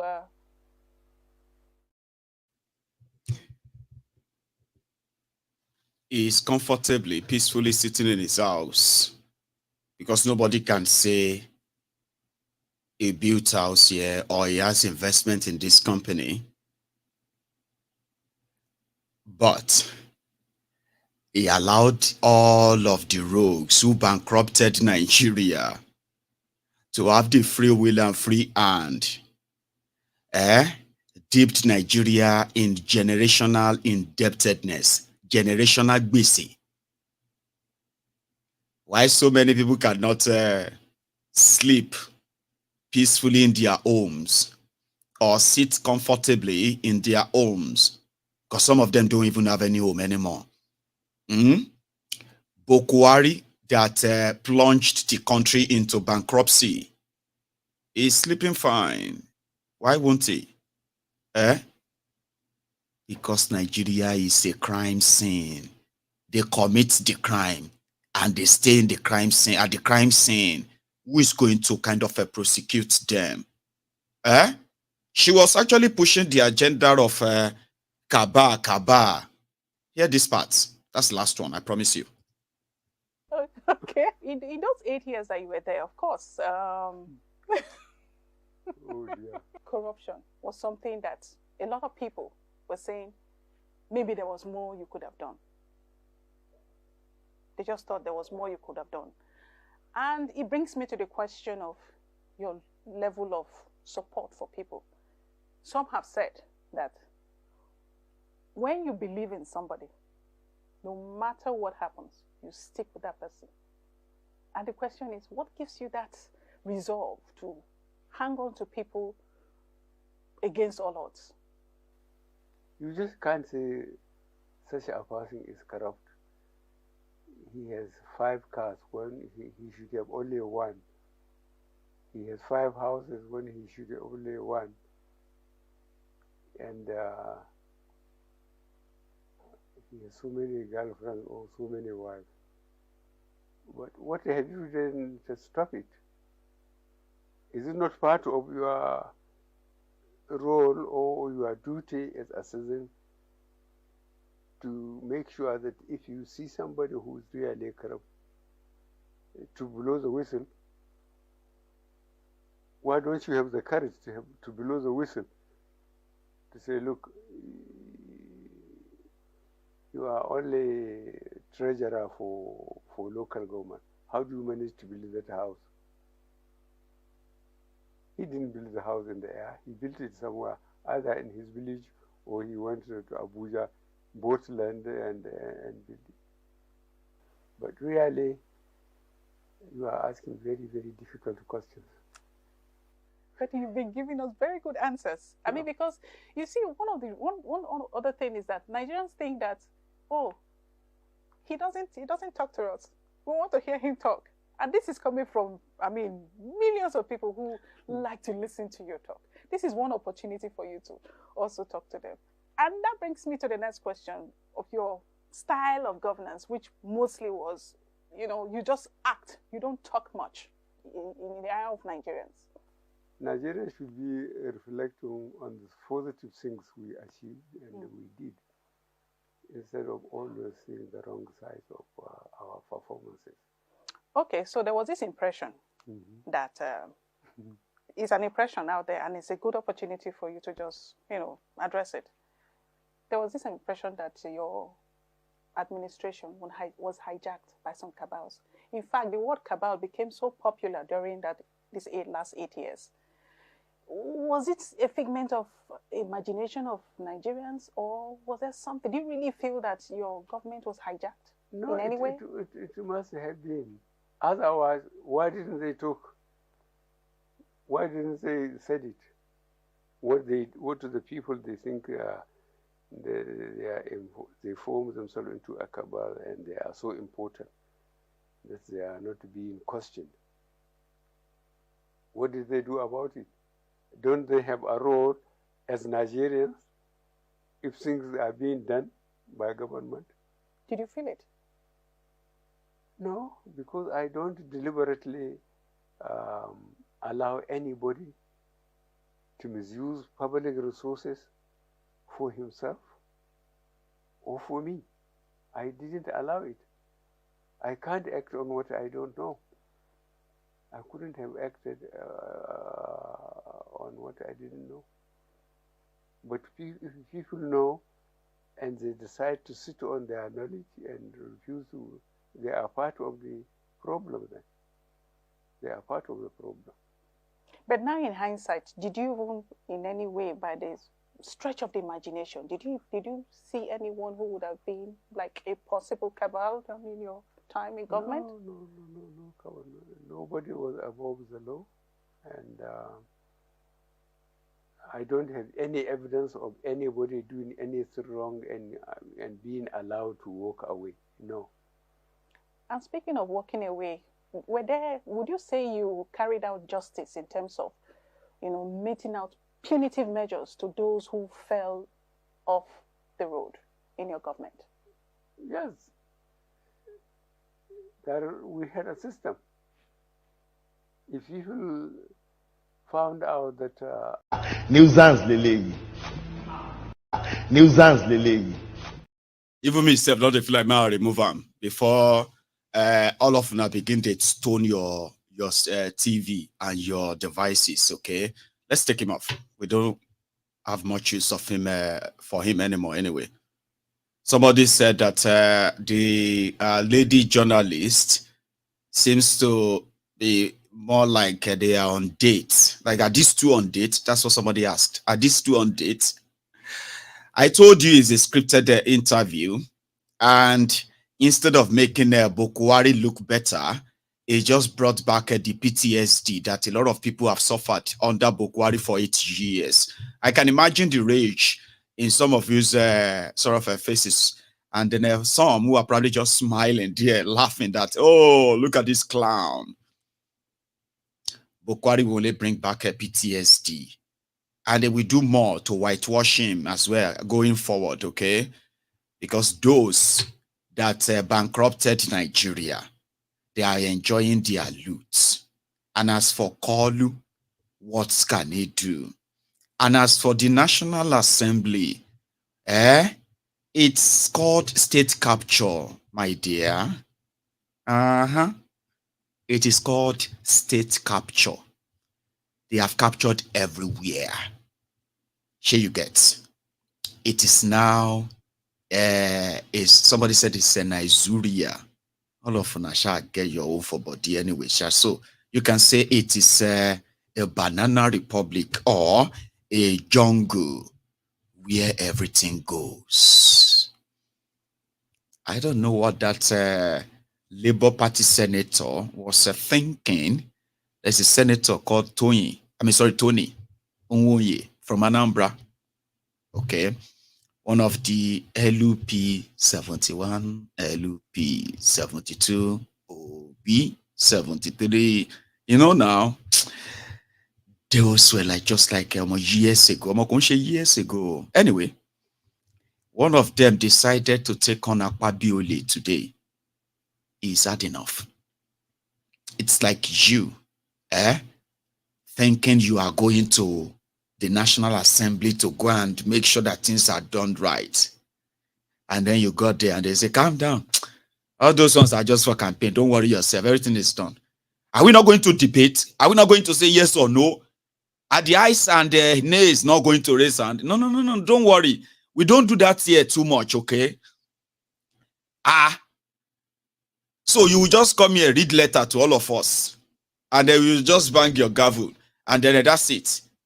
We have agreed. How? When did we agree? Ibla said the guy is hard enough. So they are trying to select who is going to be the minority leader of the Senate. And minority means that the opposition parties will come together and then choose one of them as their own leader. Minority, deputy, that stuff. So they now discover that Akpabiole just came. And he just announced the leaders of the opposition. I said, no, that's how we do it. We don't do much debate anymore. We have already chosen names. Now, so then they do. That's how we do it. There's no much. Don't waste your time. Go to Anambra, go and relax for the weekend. You don't need to worry yourself. So I'm not going to contribute to who is going to be the mouthpiece for the opposition. Ah, no. We have already chosen one person. It's already done. Abamoro is going to be the leader for the opposition. Even if Abamoro is going to be the leader for the opposition, when did we, the opposition senators, when and where did we sit and we agree on Abamoro? That's what we are telling you. You are new. It's because you are new. You don't know how we do it. We don't sit because we want to make sure that everybody is working hand in hand. The executive, the legislatures, we don't want any for the progress of Nigeria. We have chosen the now so the guy vexed. So say, are we your slaves? Baba, you have no idea. You are just privileged slaves, a lot of them, because the real owners of Nigeria just want you there to follow the rules. When you question it, you're going to be a problem. That means you want to be a problem, Abi. You want to be a problem. We'll suspend you for 1 year. We'll ask the Supreme Court to remove you, cancel your election. And so it be you, but it be like say the guy didn't care. I'll show you the altercation between Akpabiole and Nwoye. I think they never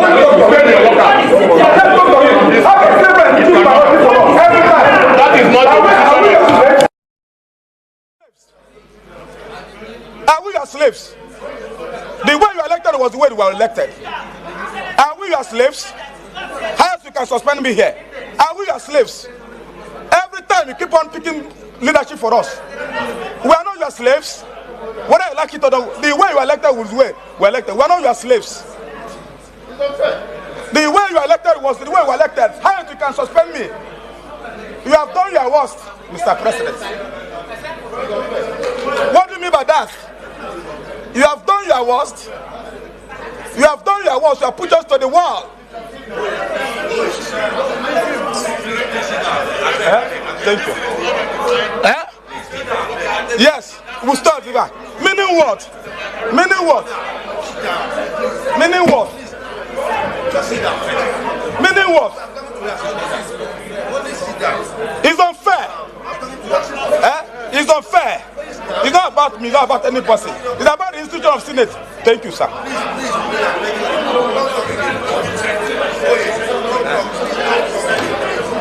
No problem.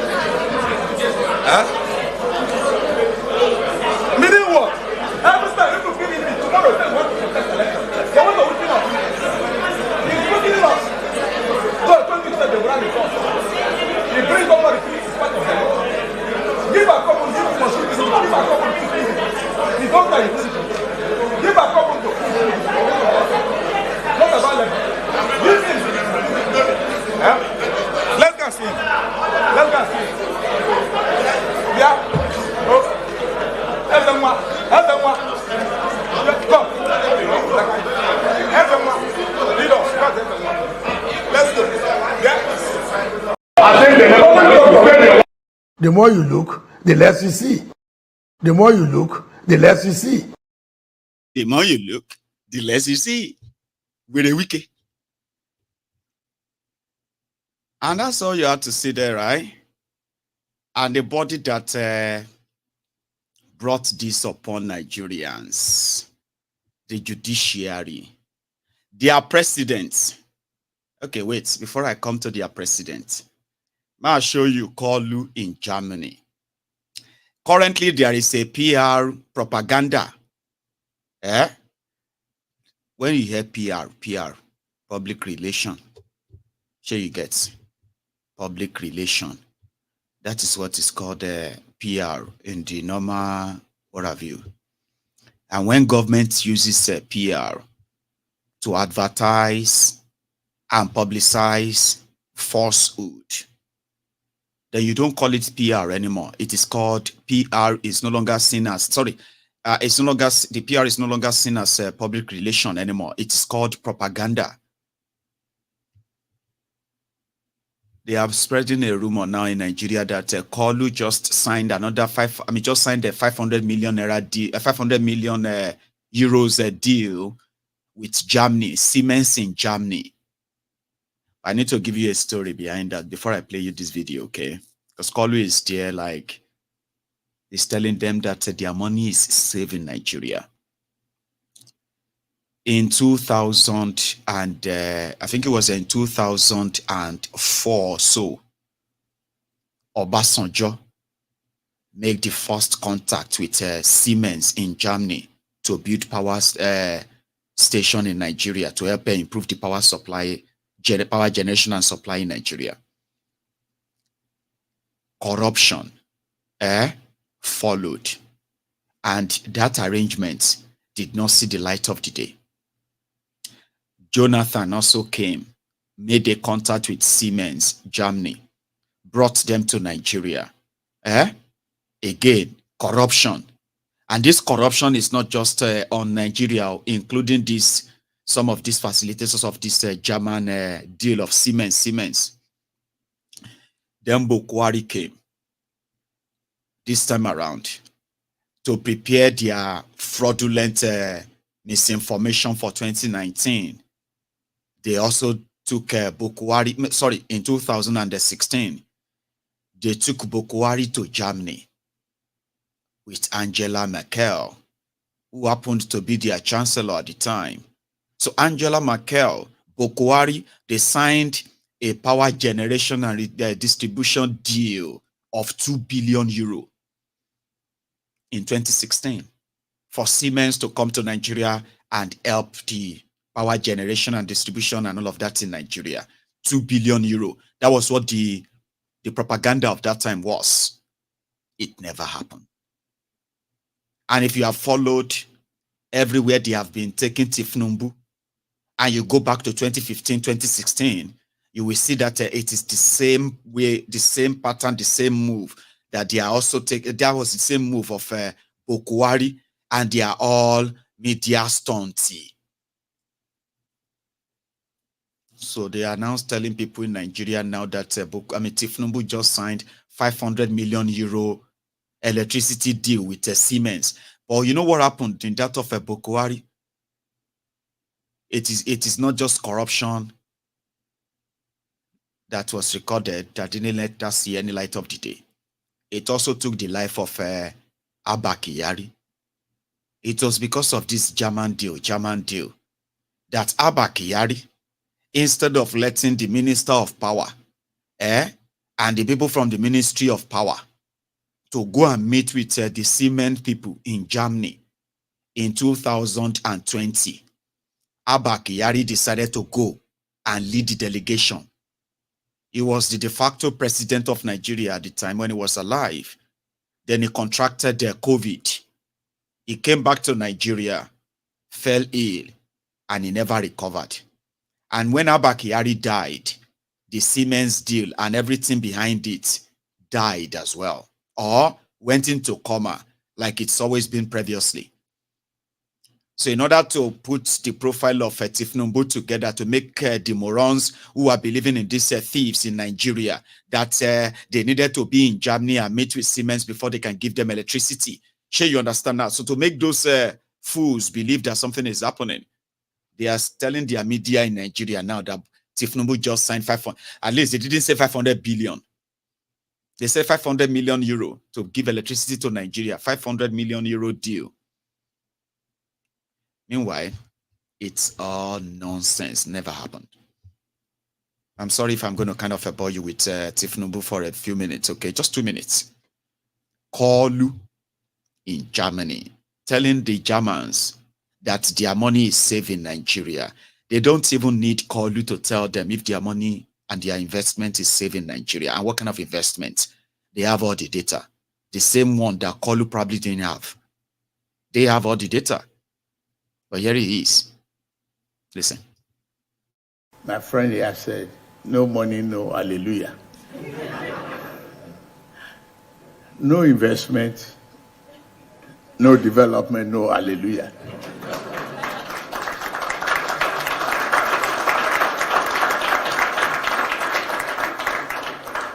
The relationship that we seek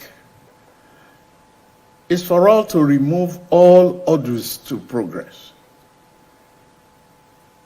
To put Nigerian-German relationship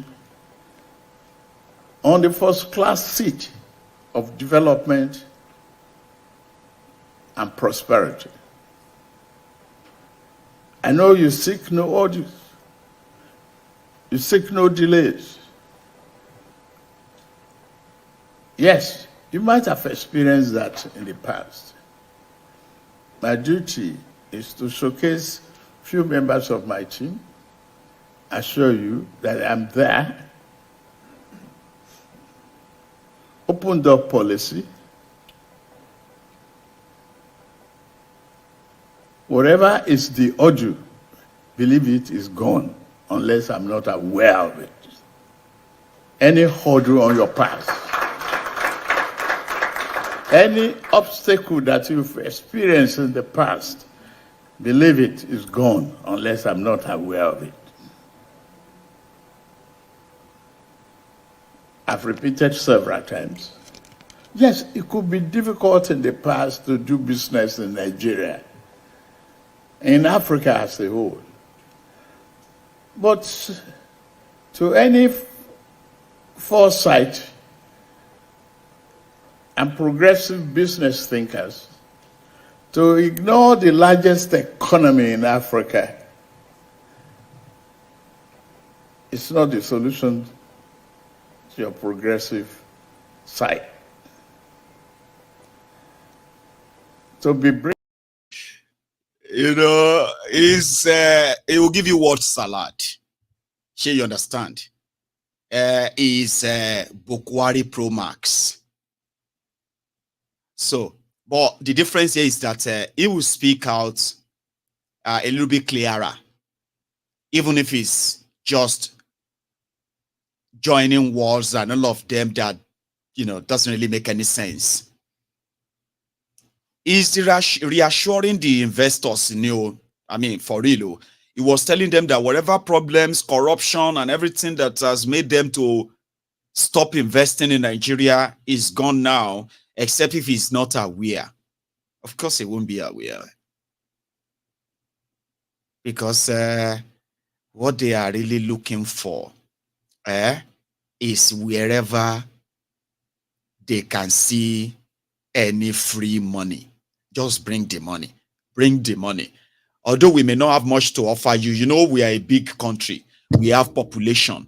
Our population is very educated. If you want this, they for labor. And if you want to make more money, come. Come and invest. Invest in what? But it's just like, come on, now, anything you want to do, just come and ask me. Can we go to Osun and begin to extract their gold and all of that there? Yes, now you can. Come, let's talk. Anything that I want to stop you, come, I'll give you the chance. You can go there and do anything you want to do. So everybody will make money, everybody will be all right. And the investors are there, possibly feeling like you're telling us to, you're actually not offering anything. That is not how it works. That is not how things really work. Of course, you might be the chief marketer, the one that is telling everybody that, don't worry. But when they continue to see your own action, where you are so wasteful enough that they would then know that they would have to kind of provide their own infrastructure for their businesses, and that's not profitable. They will eventually know. I mean, they already know, by the way. Big businesses are leaving Nigeria simply because of this same corruption, takeover attitude. Politicians lobbying to take over some of the big businesses in Nigeria owned by non-Nigerians. You heard about that GSK, that pharmaceutical company that has now skyrocketed medication, in Nigeria. The cost of medication in Nigeria has gone up by over 1,000%. And it has come to the stage whereby people are actually choosing to die since they cannot afford to pay for their medication anymore, waiting to die. Here you get. So those who are there in Nigeria, who are struggling to stay afloat in that economy, they are not getting any real investment or any real support from the rogues and the criminals. All they care about is if they see you open shop, you must pay them tax. You must pay something. What are they doing with the money? They just lavish the money. So as those companies are leaving Nigeria, they are taking the jobs. They are taking jobs of your brothers, your sisters, your family members, your friends, your relatives, your neighbors, and the rest of them. They are taking all those jobs away. And today, the effect is being felt everywhere. So they are begging them, you know, come and invest in Nigeria. And those ones are watching others who are losing everything and running away from Nigeria. Because the actions of your criminal leaders, is, you know, they are just like all words, no talk. I mean, all talks, no action. Because their real action are not geared towards improving the ways of doing business in Nigeria. You are on your own, and everyone knows. Here you get the roguish criminal politicians who are stealing your money. The money is not even being reinvested in your economy. They are not using the same money to open businesses that they will pay taxes into that economy, employ people. You know, they are building hotels. Okay, they are opening hotel businesses so that they will be able to have something to launder their money. They are opening restaurants. They are opening construction companies that nobody works in. They are opening all these businesses that doesn't even file in any tax returns. All they wait for is to use them to siphon money from government, launder money, and take them out of Nigeria. So the real sectors are suffering. The real people, you, are suffering it. Maybe you are adjusting like that frog inside cold water, cold pots. You've heard that analogy before. Nigerians are like frog. You know, when you put a frog inside a very big pot and you put that on fire. So at first, the water is cold, even though there is fire underneath the pot. So gradually, the water will start getting warmer and warmer, and it will become hotter and hotter. You see all those progression. What the frog will do will be to start adjusting. When the temperature of that water starts changing, it will be adjusting. It will not even have thought of, hey, I'm going to jump out of this water. So Nigerians are like that. And these criminals know that very well. Just tell them whatever they want to hear, even if they are suffering and dying due to the consequences of our actions.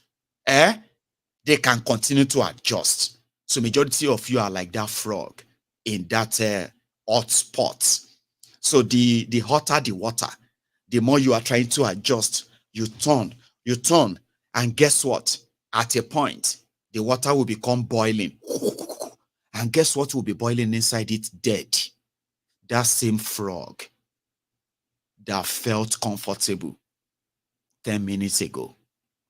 It is the same thing with our life, everyday life in that Nigeria. A lot of you, your life were very comfortable 10 years ago. The criminality of these guys, the plutocracy, that triggered inflation. Okay? The inflation that devalued everything you have. So 10 years ago, gradually, you lost everything. A lot of people have lost everything. In a space of 10 years, they are just walking dead, like that dead frog in a boiling water. Nigeria is that boiling water. Others are on their own side. It is only warm. They can manage. It's not hot yet. So they are adjusting. So some others, it is still cold on their own part. In that same pot. They are rolling in it and feeling like, why are those ones crying? Why are those ones jumping? None of them, none of you who are believing in that one Nigeria is willing to jump out of that water, because to you, it is not that hot. It's only warm. Some people, it's what they did that is making it very hot for their own side. The fire is hot there. It's not hot on our own side. Come to our own side is easier. And the rest of all those. But one of these days, the entire pot is going to be boiling. And all of the frogs inside there, those enjoying cold parts, warm parts, and very boiling parts, everybody will be boiling together. It may then be too late to jump out. Trust me. Because you see the person who happened to be the is it the president anyway? The Court of Appeal in Nigeria. They have a president, the one that is the head of all of the Court of Appeal. She said before the election, before the court judgment, people used to come to her house to come and tell her, all eyes on judiciary. Please, ma, the judiciary must do the right thing. The judiciary must make sure that they do the right thing. Oh. Then after they gave their judgment, she said people stopped coming to her house. And that was the moment she believed they have done the wrong thing. Listen to her. During the presidential election proceedings, and as always said, during election matters, I run into the court and I run out because people are running to me. Oh my God, we have this case, we know you will do the right thing, blah, blah, blah, blah, blah. Okay. When the proceedings were going on, oh my God, we are praying for you, we know you will do the right thing. When the judgment was delivered, these same people, when they see me here, they will take long road because they believe that we've done the wrong thing. Well, we believe that we've done the right thing and we've been vindicated by the Supreme Court. It is now left for the ivory tower. Nuisance lele. Nuisance lele. That's her. She said people were pleading before their judgment. Then afterward, people started avoiding her, like, because they believe that they've done the wrong thing. And she still believes that they did the right thing. Sorry that I mixed her up earlier. Because according to her, she's convinced that they did the right thing. The judiciary. I'll give you one more. One of those they've managed to kind of get rid of. Meanwhile, I'm actually going to give you like two more. But we'll first go to Kano. The guy that they are about to remove. What's that his name again? They are about to remove him, the Kano State current NNPP governor. Then PDP governor, they want to remove in Plateau. Abia governor, Labour Party governor, they want to remove in Abia. All of this, people are beginning to react that it's going to be a time bomb, especially that of Kano. If the Supreme Court should remove the Kwakwansop people, because the tribunal, as well as the appeal court, says it wasn't, or is not a member of the political party that nominated him. Therefore, all of his election will be gone. So the guy decided to kind of go out of the street of Kano himself. And some are now saying, the day the Supreme Court delivers that judgment, if nothing happens in Kano, like if they deliver their judgment and they remove the governor, they remove the guy, that what a lot of you have been so scared to kickstart may start from Kano. But if nothing happens, just believe that Nigerians are done for. Here you get. But I'll show you Kano anyway, if you don't mind.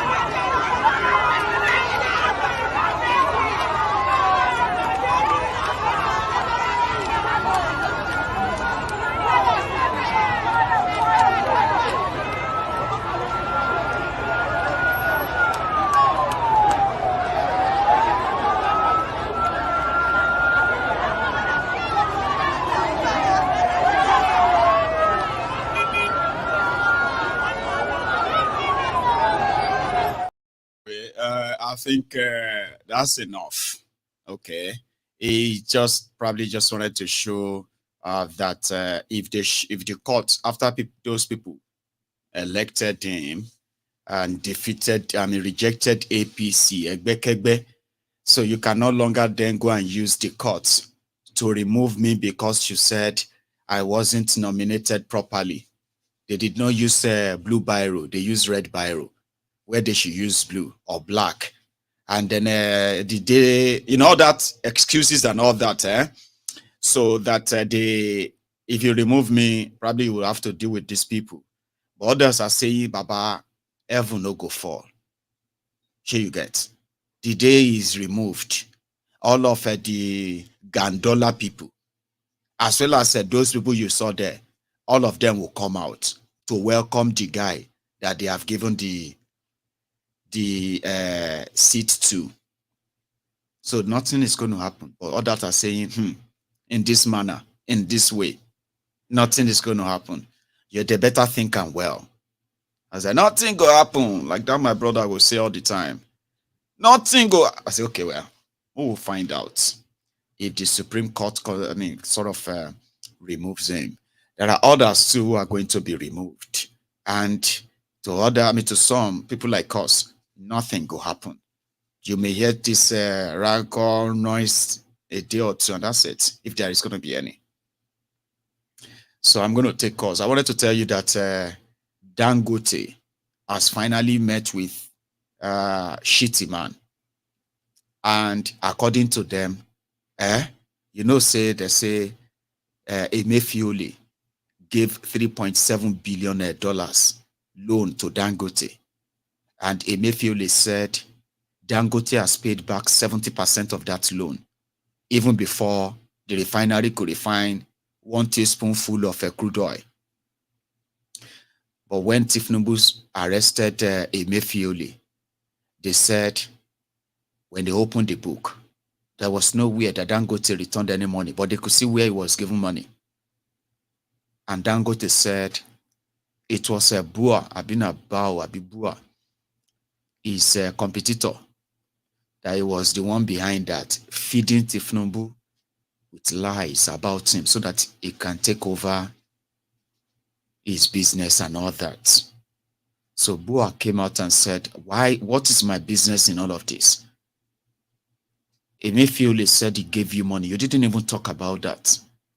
They said you didn't pay the money back, or you have not even made any effort to.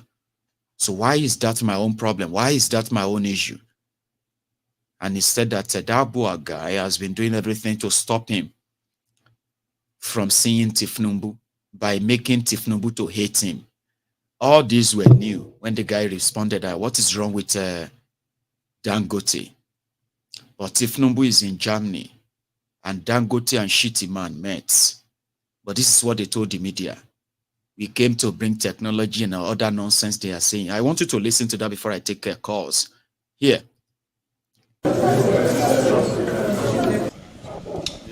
meeting with the Vice President was convened to bring all critical stakeholders together for human capital development in Nigeria. You know, we have a lot of young ones, and every year about 3 million young people enter the job market. We need to think about these young people. We need to think about our future as a country. We need to prioritize our young ones. We need to develop them. We need to give them economic hope and opportunities so that we can collectively develop and then say no to extremism and yes to prosperity. I am happy that this is happening under this government, and I'm happy that the Vice President conveyed all of us to support this initiative. So what specific areas are we looking at in helping the young people in the country? Labor, job, digital access, and a lot more. All right, so in concrete terms, what did the private sector players put on the table for the federal government as for the Vice President in terms of Well, it is about partnership. What we have between us and the federal government, we've been on this for a very, very long time. It is to do with 3 things: health, education, and jobs. And I think Professor Fati, Honorable Minister, of Health and Coordinating Minister. We started with him right from the beginning. He was the person that actually championed the elimination of this polio, right even from the beginning. We started with him. He brought us together, Aliko Dangote Foundation, Bill and Melinda Gates Foundation. The first time that we signed agreement with Kano State, and then we started signing with other states. So our own, as philanthropists, is for us to partner with the government and make sure that, yes, they do what is right, and also to put our money on the table, and we are ready to do so. The more you look, the less you see. The more you look, the less you see. Go to get money. Stop saying you are coming to do investment to co-work in partnership and to create jobs. And we want to put our money on the table. Get money. And if to say Nigeria is a real place, apart from the fact that it won't be, apart from the fact that you're supposed to be in jail, is on collaboration with the looters of Nigeria, okay, and his own share in that reasonable adventure. You no get any money, Dangote, and you have no money to put on any table. They have no real job to give to people than servitude do. Go and ask those who are working for Dangote or any business of Dangote anywhere. Go and look at them and go and look at their lives too. So if you see Pakistani, if you see all the Indians and all of their factories who are turning Nigerian graduates to casual laborers, is exactly what they do to Elumelu. You see that Elumelu, another member of the elite squad, is also a billionaire who is running a scheme business banking system in Nigeria where people are being swindled, they are being defrauded and never protected by their country. They are being defrauded by the banks. When you leave your money inside your bank, now the likes of Elumelu and Co. will begin to take the money from your bank, okay? And these are the profits they declare to the. Do you know how much they actually declare? As much money they make from bank charges that you never really incur. So they exist in that economy, the economy that is just there to take advantage of everyone. And putting a team together to go and talk about the money that Dangote collected from Nigeria, that Nigerians are not really aware of officially, and they're sticking it to their chest. So let's tell them something we want to do. PhD holder, MSc people are master degree holders are driving truck, and they are so proud of the achievement that Dangote is paying a master's degree holder as drivers, because there is no job in Nigeria, and they could be all drivers of Dangote driving trucks. Do you understand that? So that's so we know about the monopoly, we know about all of this, but let's just tell them that. Let's tell the people that we want to give them job, technology, to stop extremism. They went there to go and tell a shitty man, please, whatever you can do. We also have something to offer. We have some money we can also, for your office, we can arrange some things for you and your guys. But just make arrangements. Make Dangote meet Tinubu. This may sound like Dangote will go they beg to me. No, it's not about begging. There is something in there.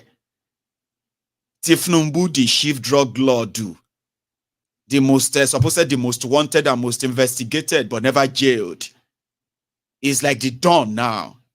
Every cabal, every rogue, all the billionaires, millionaires, drug dealers, kidnappers, money launderers that are presenting themselves as honorable men and women, businessmen and women to all of you in public, call who now have all their data, including that of Dangote. So it's not that Dangote couldn't call him and say, I want to come and see you.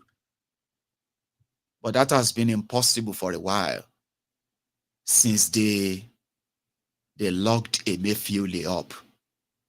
Sure you get. So all these ones that they want to bring technology, they want to bring job, now nonsense. So now absolute trash. And I hope you understand that. But if you don't, okay, you can continue to wait for Elumelu's job, technology. You can continue to wait for Dangote's job and charity. Here you get. Let's give them charity. Now collected $4 billion. When they give charity of 200 million naira, they say, do you know how much Dangote spend this year alone? He has given over 1 billion naira in charity, scholarship, this and that. Why won't he give 1 billion? Nigeria gave him $4 billion. Do you know how much is $4 billion? So if you can take what do you call it? If you can take $1 million, be $2 million from it to do charity. He don't do charity now. Since those of you that the same money that they gave to him could have provided good and standard education, accessible education for your children, free education, real free education.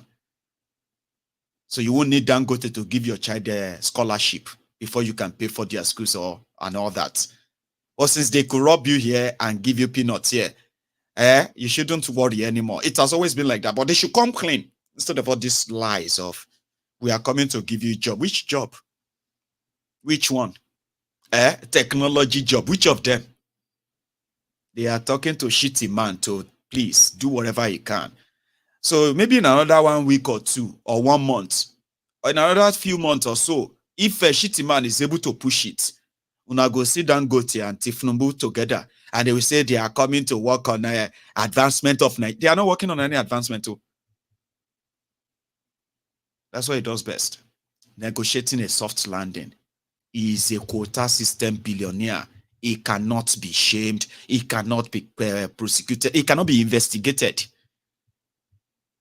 So if the price is right, it will meet Kolu. And this whole thing will just be like a bad dream. He will wake up the following day. You'll begin to see him everywhere again. If he's not planning to buy Arsenal, maybe he will be planning to buy Real Madrid this time around. Once all of these are gone, he will come back with his PR again. The richest man in Africa, the richest man in the black man in the world, the richest this or that. And if you say they don't clear all these things with that, he can go ahead and enjoy the money. I thought I should tell you. It doesn't really matter if you, because there's nothing you can do. Not really. The shege continues. May I just take a simple break? I won't be long, okay? Just a minute or 2. Then I'm going to take calls. So if you are still watching me and you want to call in, all right? The number is on your screen. Pick up your phone and dial the number. WhatsApp calls or direct calls, it's up to you. I won't be long. But just remember, don't leave this broadcast without liking it. Just like the broadcast, share it. You know what I mean? And I will take calls soon. I'll be back.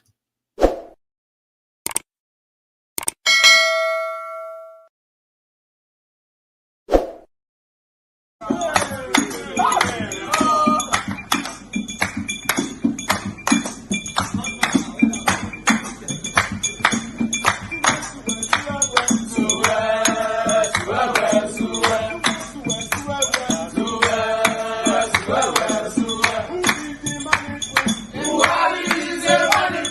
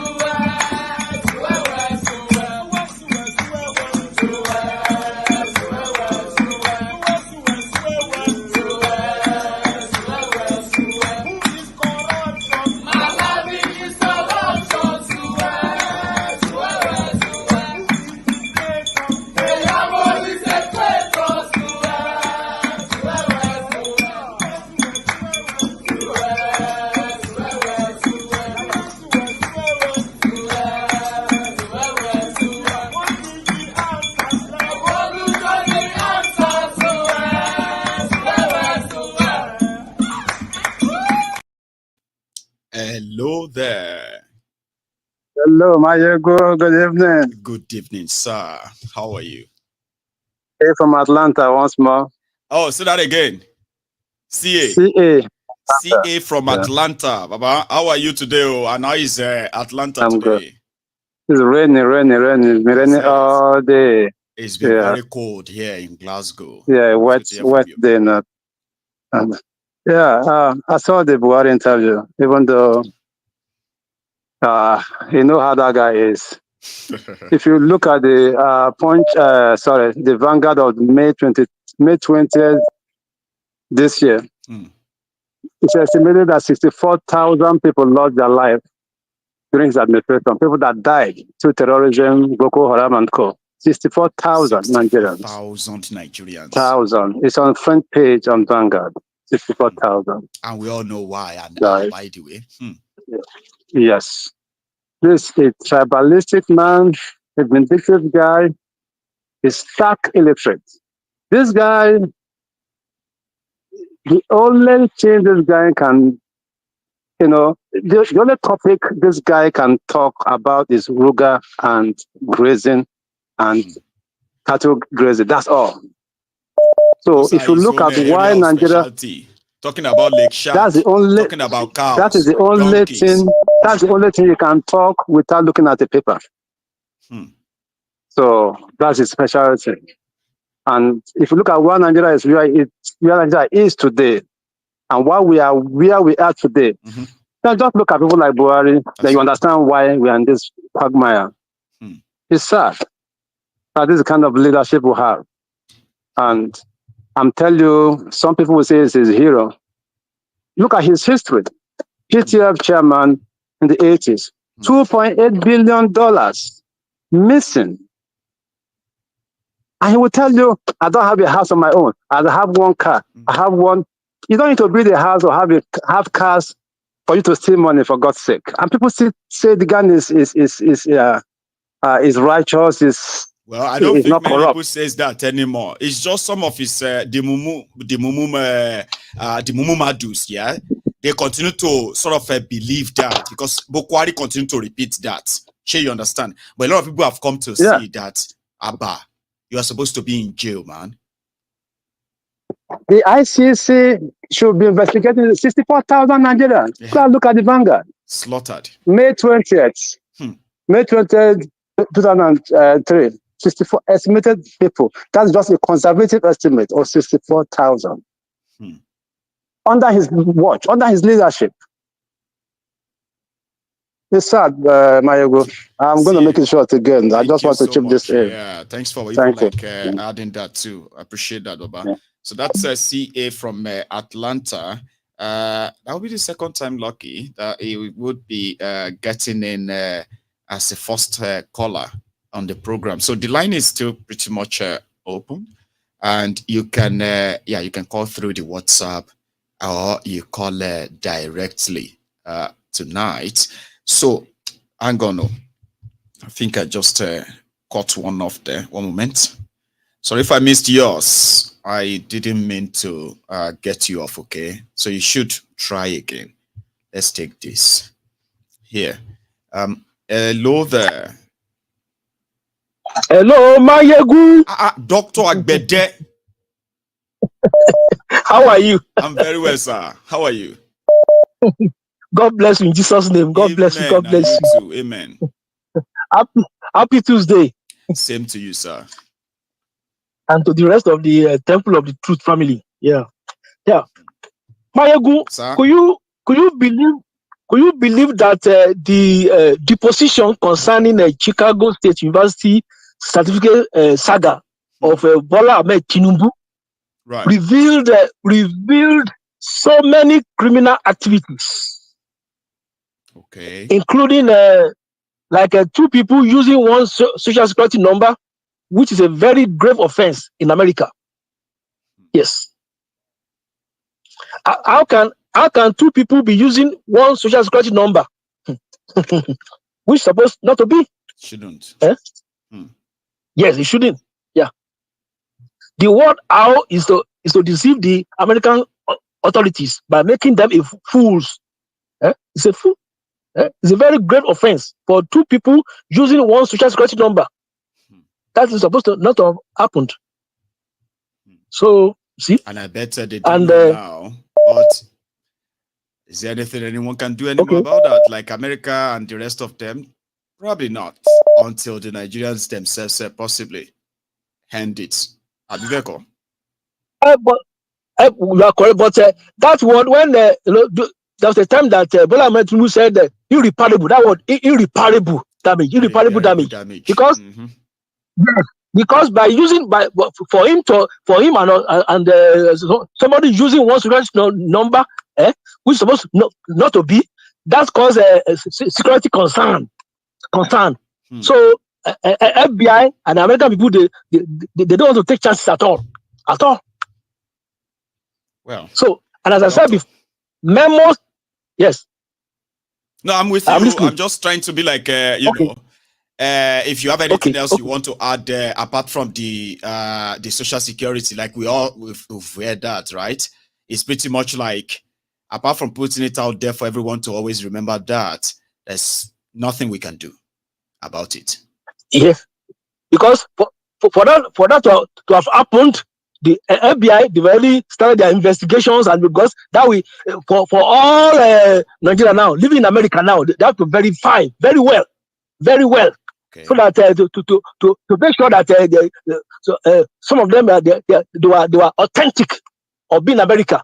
See, so Bola Ahmed already exposed them. So the American believe that maybe with some Nigerians now they use 2 or 3 of them, they use one security number which is supposed not to be. So Bola Ahmed already exposed them, which is supposed not to be.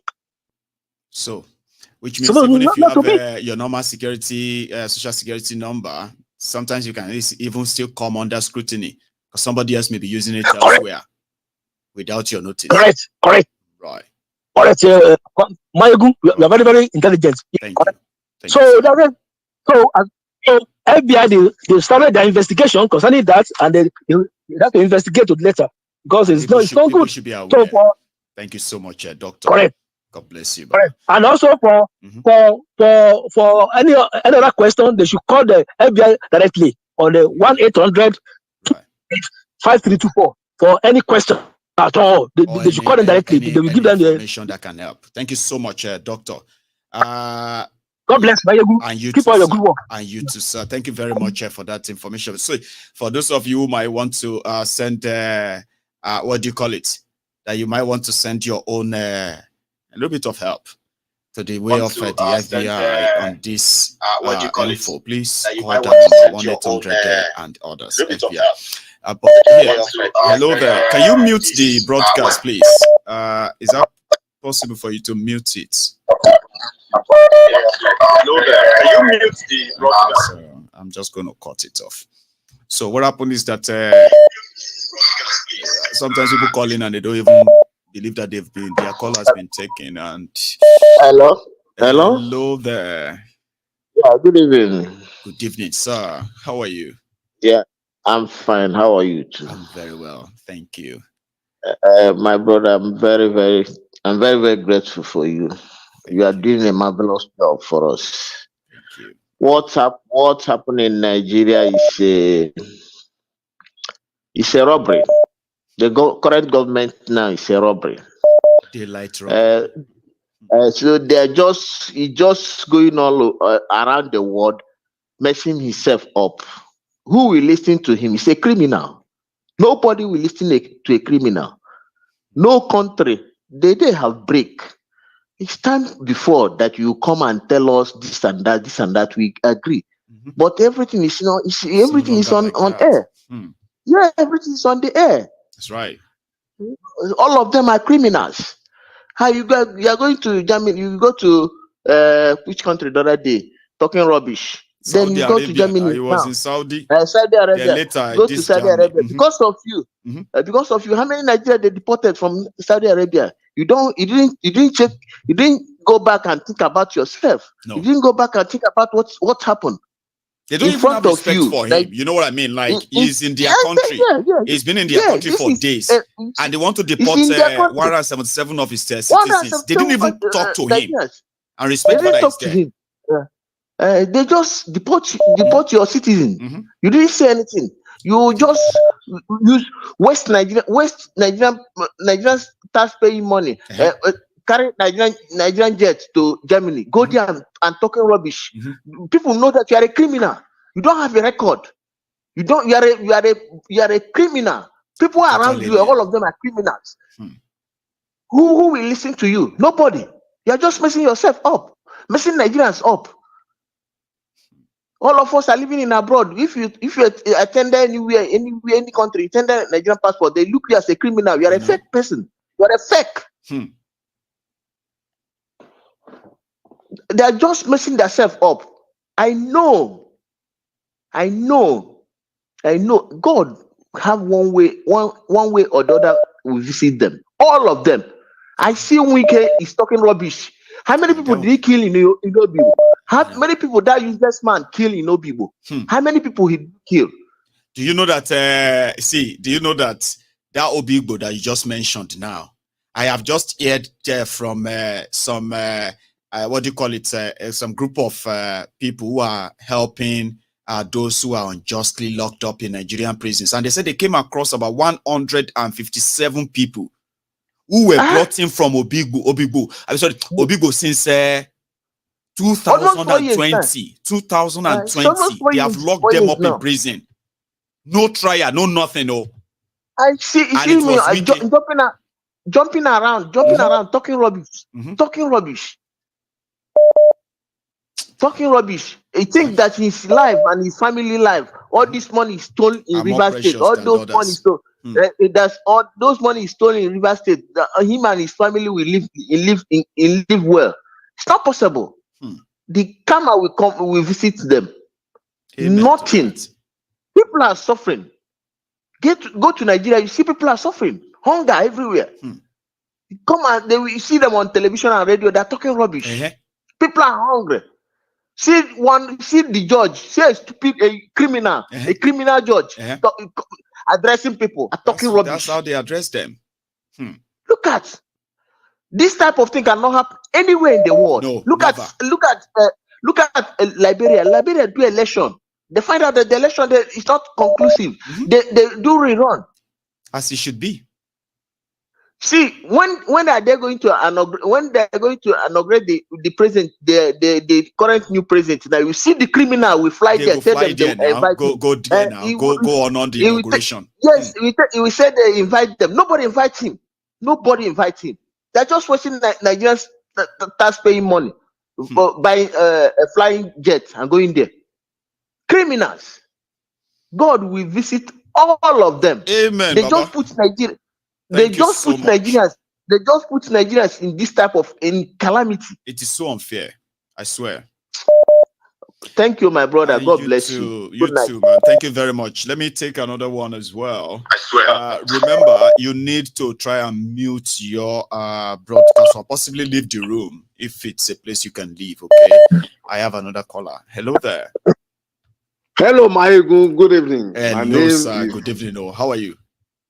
I'm very well. My name is Ola. Sauli.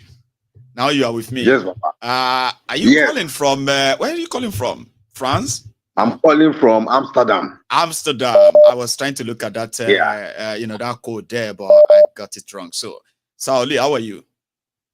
I'm very well, my brother. Grant. Well done, sir. I credit you for what you are doing, brother. Thank you. Because doing this thing over and over and not being able to report or give an improved or progressive analysis of an entity over the past 5 years, it can be demoralizing and demotivating. It can. Jimmy Disu said one time, he said an elder veteran in broadcasting called him and advised him to slow down so that he doesn't develop high blood pressure and all that. Just by narrating and analyzing Nigeria's situation every day back to back. Nigeria is under siege. And the situation right now is beyond protest or revolution. I tell you, brother. Please tell us. The government, they have hacked the code of any uprising. They will kill a few or more, and others will run. It has always worked. And they are using that hack consistently in any protest. Didn't they mess up the NLC chairman recently? Anybody can be a collateral damage in Nigeria. If you want to interrupt what is going on as a result of the corruption, the politician, the religious leader, the industry leaders, the elite, they are all complicit in the hostage of the people and the state. Go on. If 20,000 Nigerians die in one day, the population will not reduce from 200 million and nothing will happen. Haven't we seen extreme situations where hundreds of people were kidnapped or killed across the country? Was anyone consequence managed or to prevent prevention and reoccurrence? Not even the survivors, the survivors of such killings in their communities to even react angrily and say, why are they killing us? It's always been, help us, please help us. Oh, they are killing us. Oh. And hundreds and thousands are dying. Wow. Maiyegun, those are the symptoms of a state under siege. The people are helpless and they are helpless. Helpless, helpless, and yes, and hopeless. Why are we surprised that Sanwo-Olu spent 2 billion or 2 million on air freshener? But have you seen their response? They came out and said, yeah, we spent it. Okay, yeah.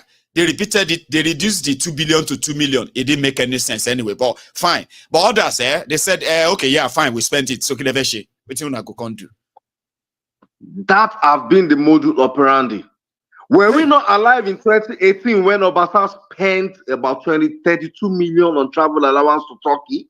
Tell me about it. He is still their speaker. In 2018, you spoke about it, Maiyegun. I did. Yes, it was all over the dailies. Are we forgotten how the past two accountant general of the country looted billions? The last one took 182 billion, Baba. The one before that one. See, he's now a chieftaincy title holder. 2 chieftaincy title holder in Kano today. He's not in jail. Yes, because if you steal in Nigeria, steal something humongous and huge so that you can have a plea bargain and elevate in the society. And enjoy the rest. Yes, Maiyegun, if God preserve our lives, and we live another 50 years, and you are still running a broadcast, we will still talk about Nigeria in another dimension. That is now the scary part, right? That's the scary part. Unless the inevitable happen, Maiyegun, your fans or your members of the Temple of Truth, in their 60s, in their 70s, in their 50s, in their 40s, they call into this program and they tell you different ruin and mess Nigeria have been over the past decades. That's right. So what makes you think that it will change in the next 20, 30, 40, 50 years? Swear for me, if the inevitable doesn't happen. And I'm saying that when they don't swear for me, Baba, I go can't believe in Nigeria go. It can be like this for the next 1,000 years, except the inevitable happen. You said. Maiyegun, let me take you on a trip to Republic of Congo. Oh yeah, now I'm enjoying it. Go on. Let me take you from Congo to Eritrea. Let me take you from Eritrea to Sudan. What do you have across all these places?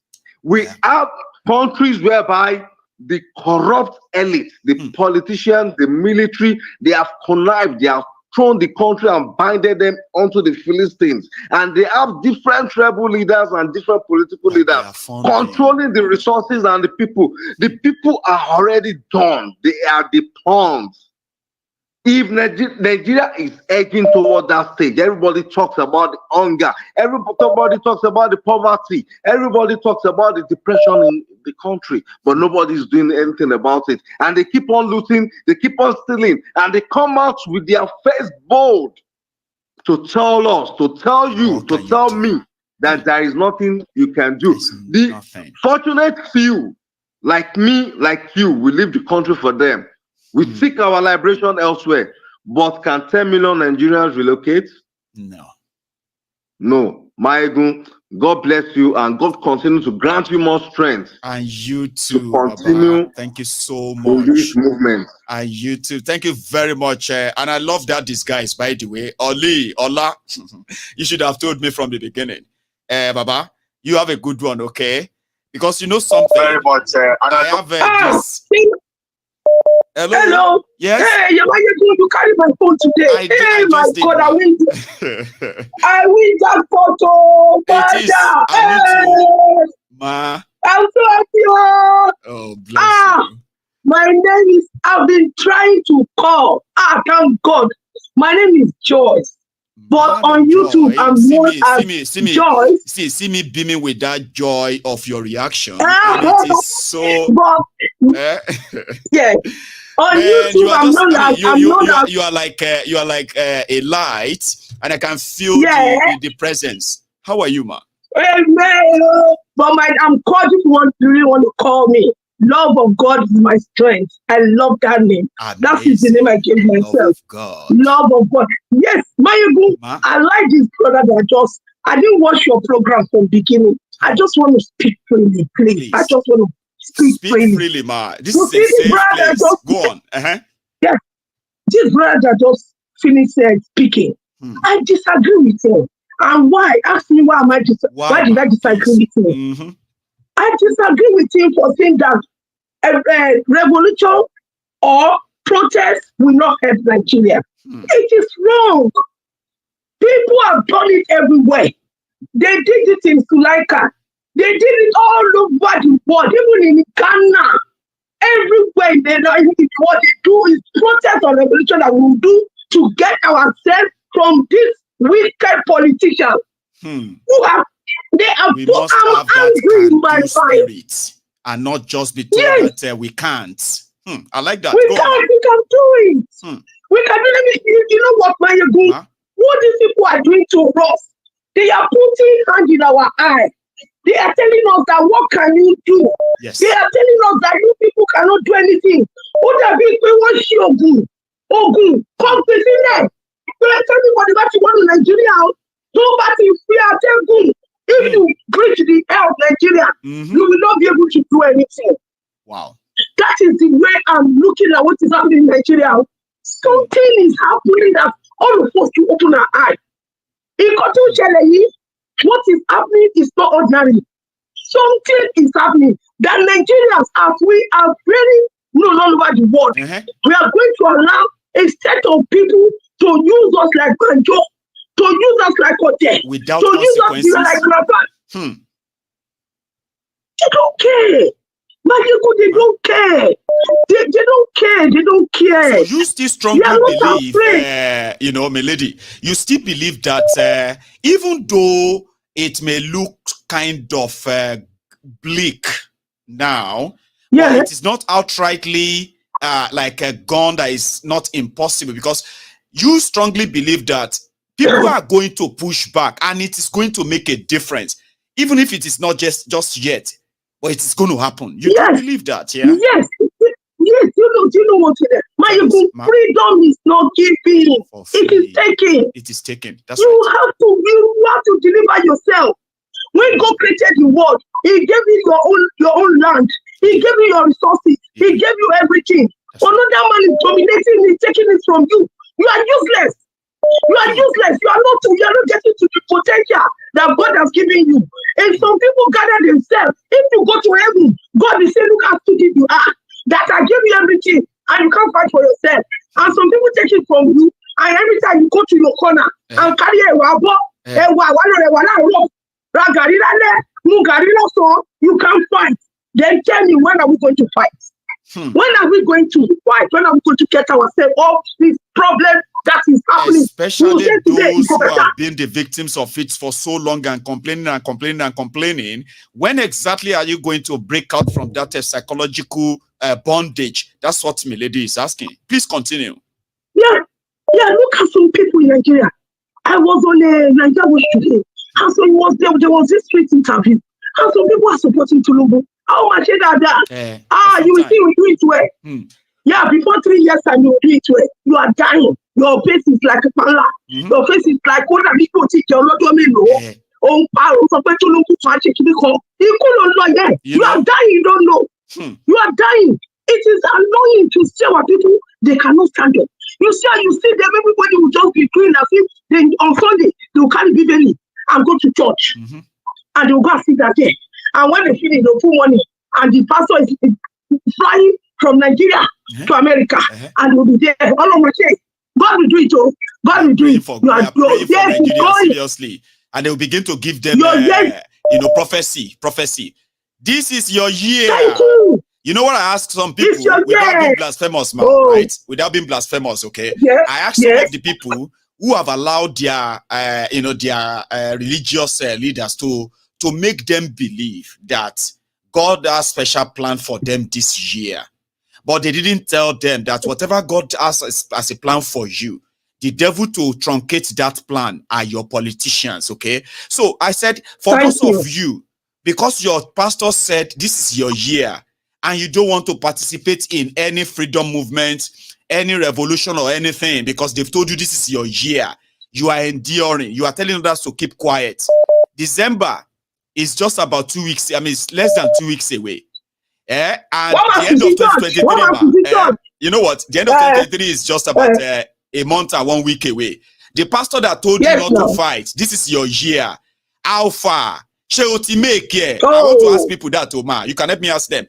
And don't move on to 2024. Yes, ma'am. Nigeria is made for the politicians, the religious leaders. Absolutely. When they mark he's among good for Nigeria. I will say it is the religious chapter of APC. Redeem. Yes, it is the religious side of APC. All of them are into this thing that is happening to us. They know that is why when they were in court, they were coming out and telling us that don't worry, dollars will go down tomorrow. In Jesus' don't worry, dollars will go up tomorrow. And in our eye, dollar is going up. Pounds is going up all the time. And we that we are here, we are suffering for them. We are going out in the cold, coming in for them. And they are sitting there and they are not thinking of what to do. Rice has gone to 775,000. It go better. Oh my God, what can I say? Nigeria, I wake up every day. I will say you can carry myself to fly.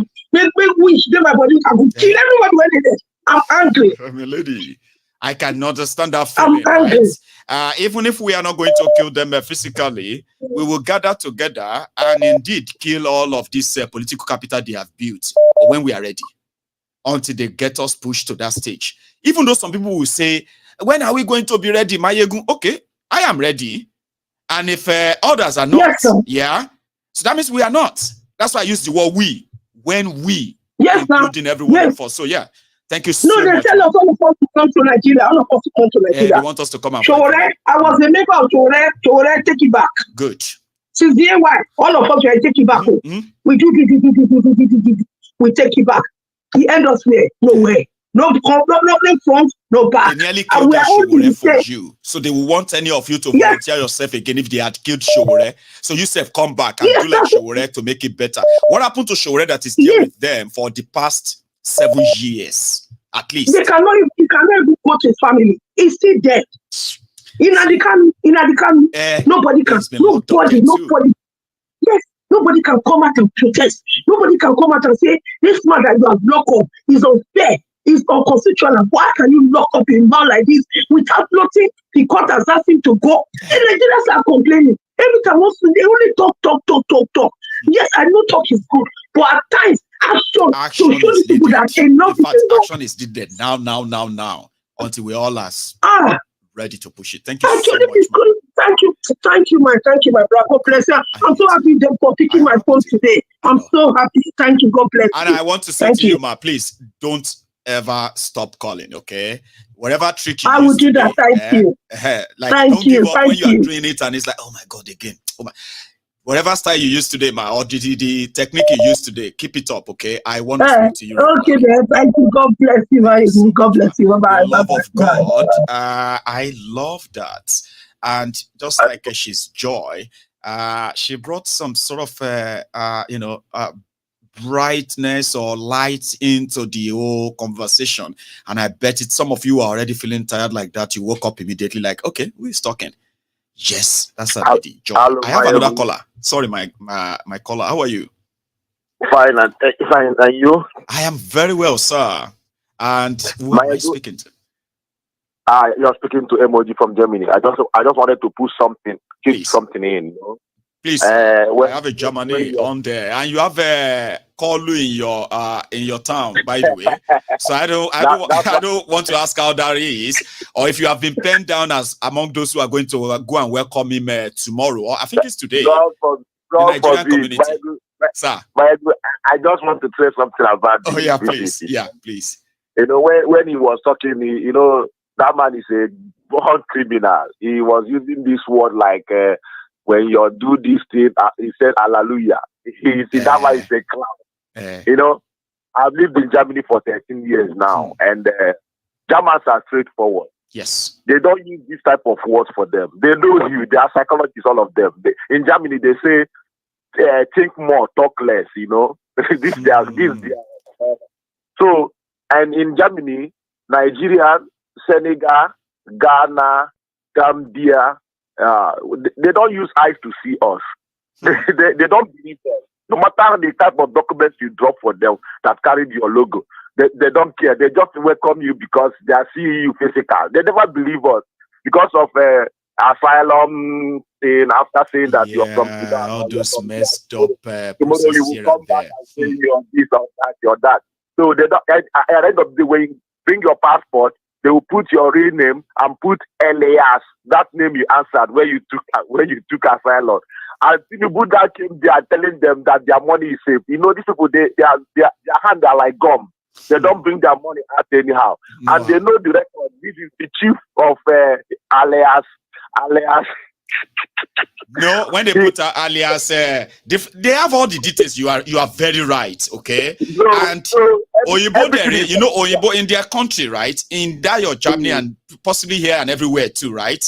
Before they will say, oh, you. Have you found something you want to do in Nigeria? They say, yeah, we have. And what's your plan? What's your portfolio? It's okay. We have a portfolio of 100 million euro. Okay, where is that money going to come from? Germany and the German financial system, they will scrutinize that money that's leaving their country to Africa because you have to guarantee them what is coming back. So if you now want to let them bring like 10 billion euro out of Germany, knowing Nigeria, nobody will release such. No, don't let us deceive ourselves here. Nobody will take clean money, 10 billion, 20 billion, and take it to Nigeria. No. I went to ATM. I deposited money from ATM. Yeah. My own money. Your money. Then I went to the bank in the morning to transfer this money to where I want to transfer it. Then you need to prove what you are doing with that money. Bank now wrote me a letter. I wanted to go and use my ATM. The ATM swallowed my card. I went to the bank. They were all running around like this as if a criminal came inside. And I asked them what's the problem. Yeah. Because I was confident this is my money, genuine money. This is your money. I said, what is the problem? They said they don't want me as customer again. That I should go home and wait for a letter. When the letter came, the letter now wrote you put money inside your ATM by 11 o'clock at night and remove it by 9 o'clock in the morning. And we don't know the source of the money, but we know where the money is going to. So we don't want you as a customer. They push me away. They said I should get another account number so that they can transfer every money that have. Money to another place, but we don't want you anymore. After 2 weeks, the criminal police now wrote me a letter to come and defend that money.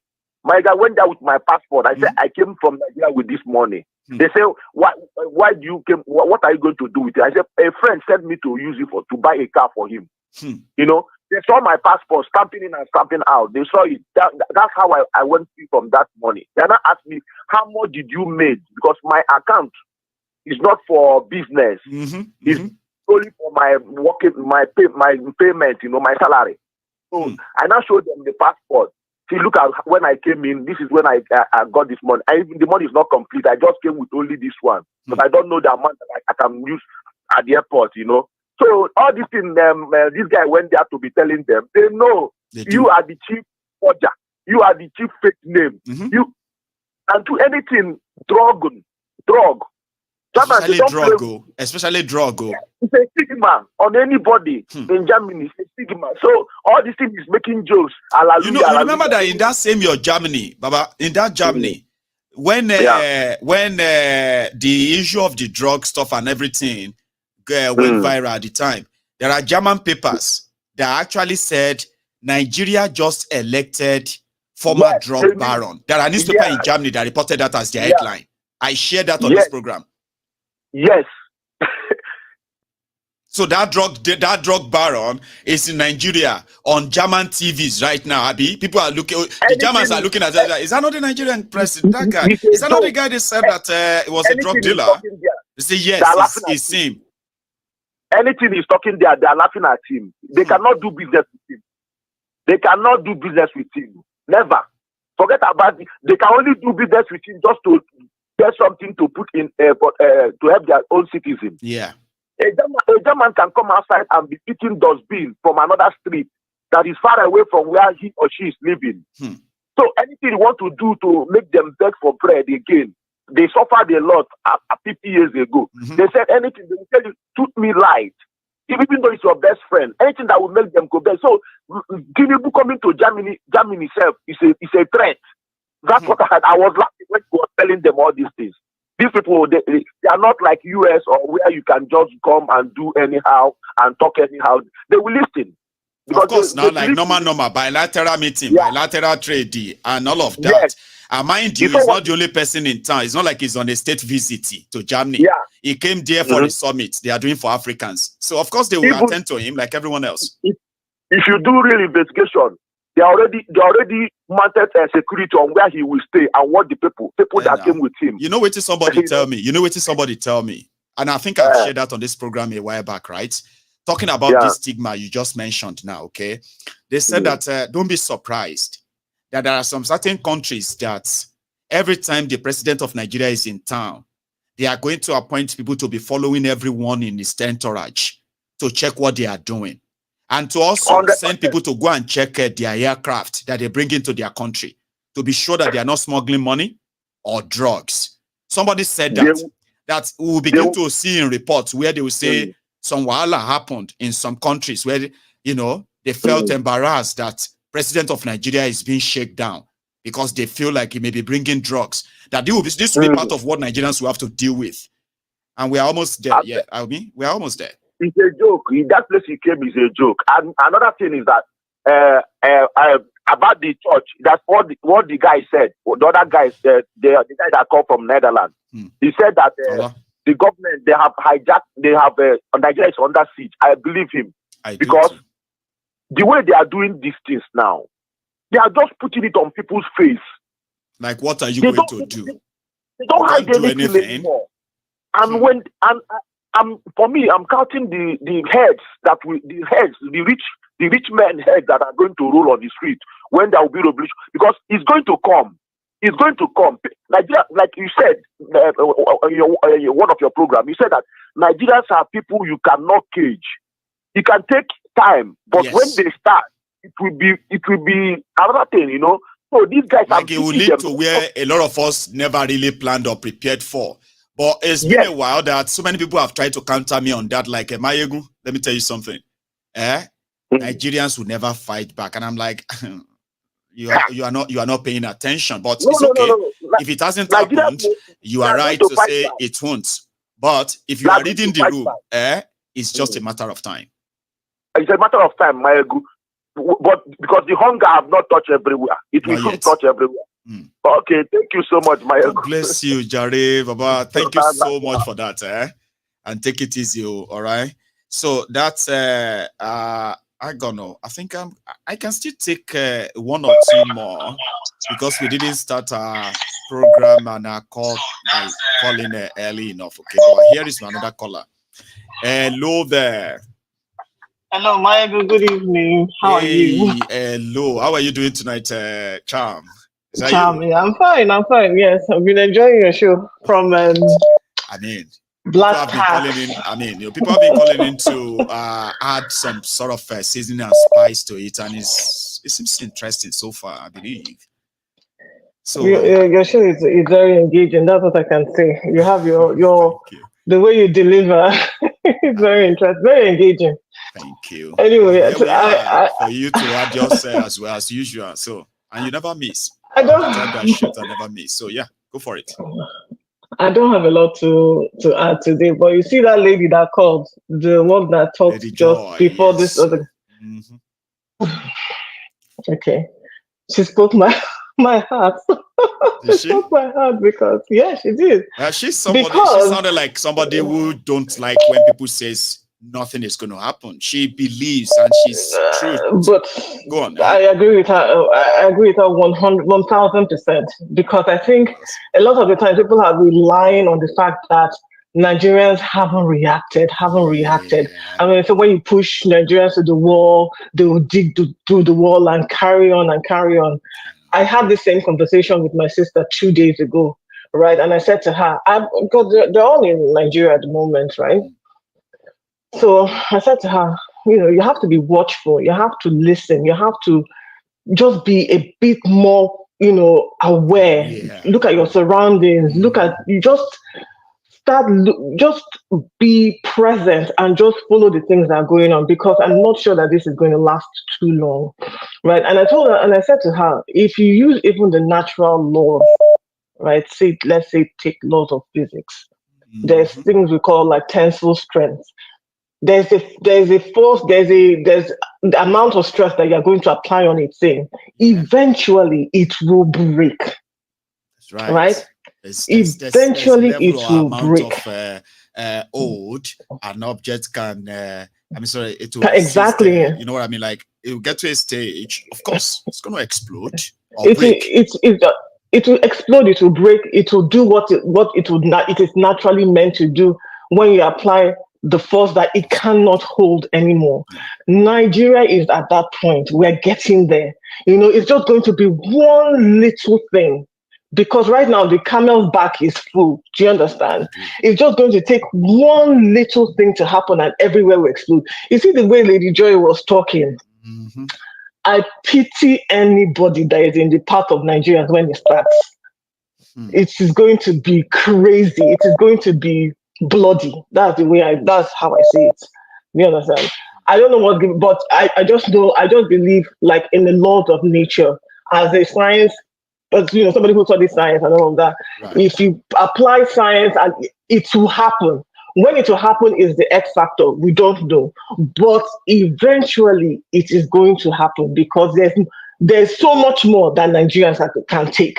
I mean, now the corruption let's be honest, right? Once inflation, which we should be very honest that inflation is not caused by bad businesses or economic this or that. No, this whole thing is caused by the greed of the selfish few, and the consequences of their own greed has already taken an adverse toll on the economy, and by so doing, on the lives of everyone generally. Now, if they don't stop and start investing directly in the people now, so what Cham is saying is not a projection. It is not a wish. It's not even a cause. These are things that it's the eventuality. Naturally. It is going to happen. It is just naturally going to happen. And then coming to just two more things, because I watched yesterday's show and I saw what's his name, the president of Nigeria. Tinubu. When he was with the German chancellor, and he kept on looking, I don't know, just he had one faraway look on his face. Okay. And the German chancellor now looks to see, where is this man looking at? Listen, you mean where they were all sort of standing together? Yes, where they were all standing together. If you watch that video, you see that he kept on looking, like uninvited guests. Or somebody who is completely lost in what was going on. He never engaged in any intelligent conversation. You can't see him that. Absolutely not. And then with regards to what's his name's interview today, that was just a useless interview. I'm not even sure what, sometimes when you start a thing, right, you ask yourself, what do I want to get out of this? What is the product of this, venture, right? I don't quite understand what it is she was trying to get out of him. Was she trying to get him to admit something, or what exactly? The conversation was just a useless conversation. And sometimes I think that the cognitive dissonance that Nigerians have to go through listening to this our leaders and the reality on ground is unbelievable. He's talking about progress. I said, what kind of progress? You've left chaos behind you, and you're talking about progress. You're talking about how you've done this and that, security. What are you talking about? People are dying. Blame them. He said, when you saw people who were stealing, why didn't you tell me? That all of you should have been patriotic and tell me. He said that in the clip too. Like, he blamed the people. The man is ridiculous. And just listening to him, I had to bring back people's PTSD. A lot of people will be like, "Where's Buhari now? We have not seen him." I don't want to know where. I don't want to know where Buhari is. Please. We don't want to know where he is. Let him go. I got right. I brought him back today, right? And people started remembering the reason why they wanted Buhari gone in the first place. And they're like, "Oh, take him out of the screen. Get him out of here. He hasn't even changed." I was like, "Well, I'm so sorry." No, he's not going to change. He's an old man. No, he never took responsibility when he was in power. What makes you think he's going to take responsibility now? And clearly, the man is declining mentally. So let's forget about any point in time where he's going to be taking any kind of responsibility. Then, with regards to Christiana Mampo, I just need to bring that one to your attention. Okay. Go on. Christiana Mampo interviewed Buhari and Jonathan when they were both running for president. Okay. I remember. Now, if you go back to the clips of her interview with Buhari, juxtapose it with the clip of her interviewing Jonathan, you will see that the way she went after Jonathan wasn't the same way she went after Buhari. I remember. So after that, watching that interview with Christiana Mampo, with the two of them, something is just not right. So, which is why I'm saying, I will understand. See, I will understand your view on this, and rightly so, right? Your observation is pretty much like right. But here is something I see in that. Okay, if you remember that the propaganda of the Chibok kidnapping triggered the world like never seen before, and Jonathan, right, was at the center of it. He was a man to be hated, especially by the West. Somehow, who cooked all of this inside that White House of Obama decided to sell Buhari. Buhari was like sold to the West. It was presented as a better alternative than Jonathan. So wherever Jonathan was at the time, we could all tell. I get where you're coming from. I just wanted to point that out to you so that because I've had that conversation with a lot of people, and Christiana Mampo, I'm a bit suspicious of her. I feel like she's a plant, like a CIA plant. So, but again, I don't have any proof. But when you see things like this, especially when they're trying to get you to go a certain way, you have to become a little bit wary. Okay, just to put that big out role there. in bringing this calamity upon Nigeria. You are so right. Exactly. I was referring to our usual, our usual hard, punchy sort of questions when he's speaking to some of these Arab countries' dictators, right? And because she needs to do that. So I was referring to that, like if you have something like that. Like somebody like that questioning, but it just brought my mind back. I mean, my memory back that Maiyegun, stop thinking like that. Amanpo was once with Buhari, and she did a yeoman job for him. What makes you think she's gonna now question him? Exactly. I take all of that back. I shouldn't have used Amanpo. Okay. It should have been somebody else. So thank you so much. Let me end it here. Let other people call in. God bless you, man. You have a good one. Okay, right. I'm going to take just one more call. I'm going to call it a night now. All right. Well, here we go.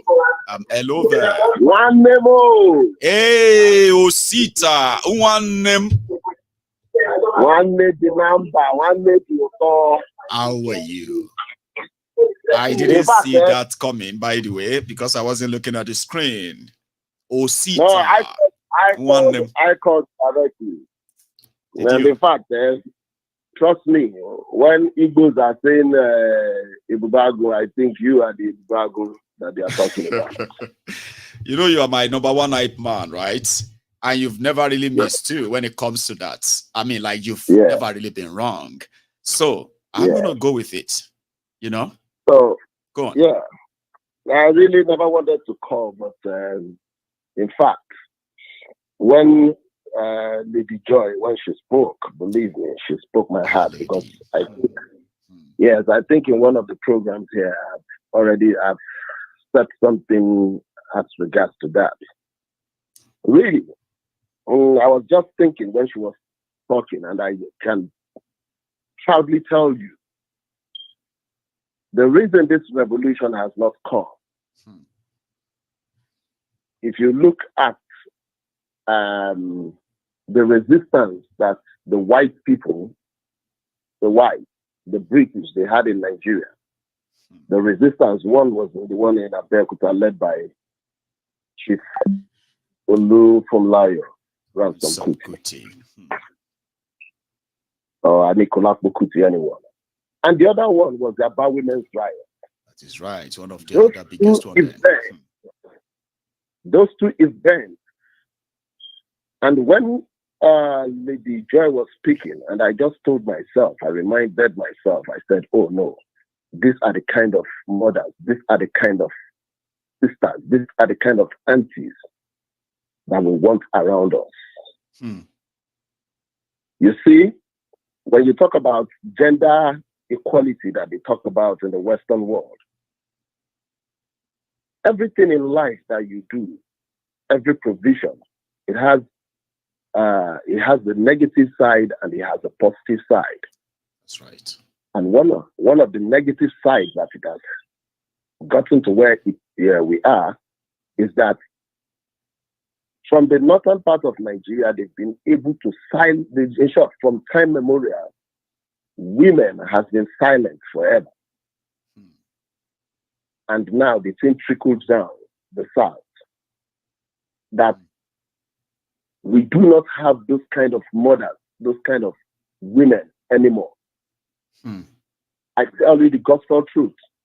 The reason that the world has problems, either we like it or not, systematically, it is a man's world. That is the reason we have all the problems that we have. Think about it ordinarily. When it is pronounced that a man is dying, go to the hospital and find out the people that is going to be by the sick bed. The people that's going to be by the sick bed are women. So what am I trying to say here? Because they have successfully been able to cage the voice of our women, the few ones that were supposed to attain that particular position in life.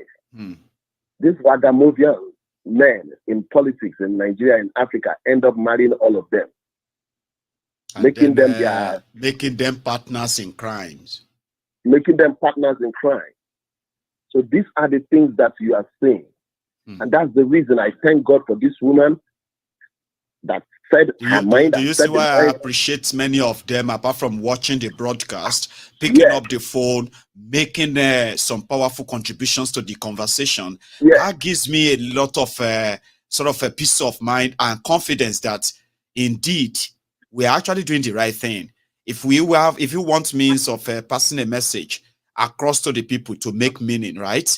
It should be from from all voices, men, women, young, old, and all of that. And on this platform, they are doing that so wonderfully well. Trust me. Yes. So when you look at what she has said, and probably, and again, I look at somebody like Princess. I look at some few of them. No woman, even so many ladies. You're right. The lady that spoke before me, no woman on this platform, go and look at it. No woman on this platform has ever said something that is irrational. No. They are always on point.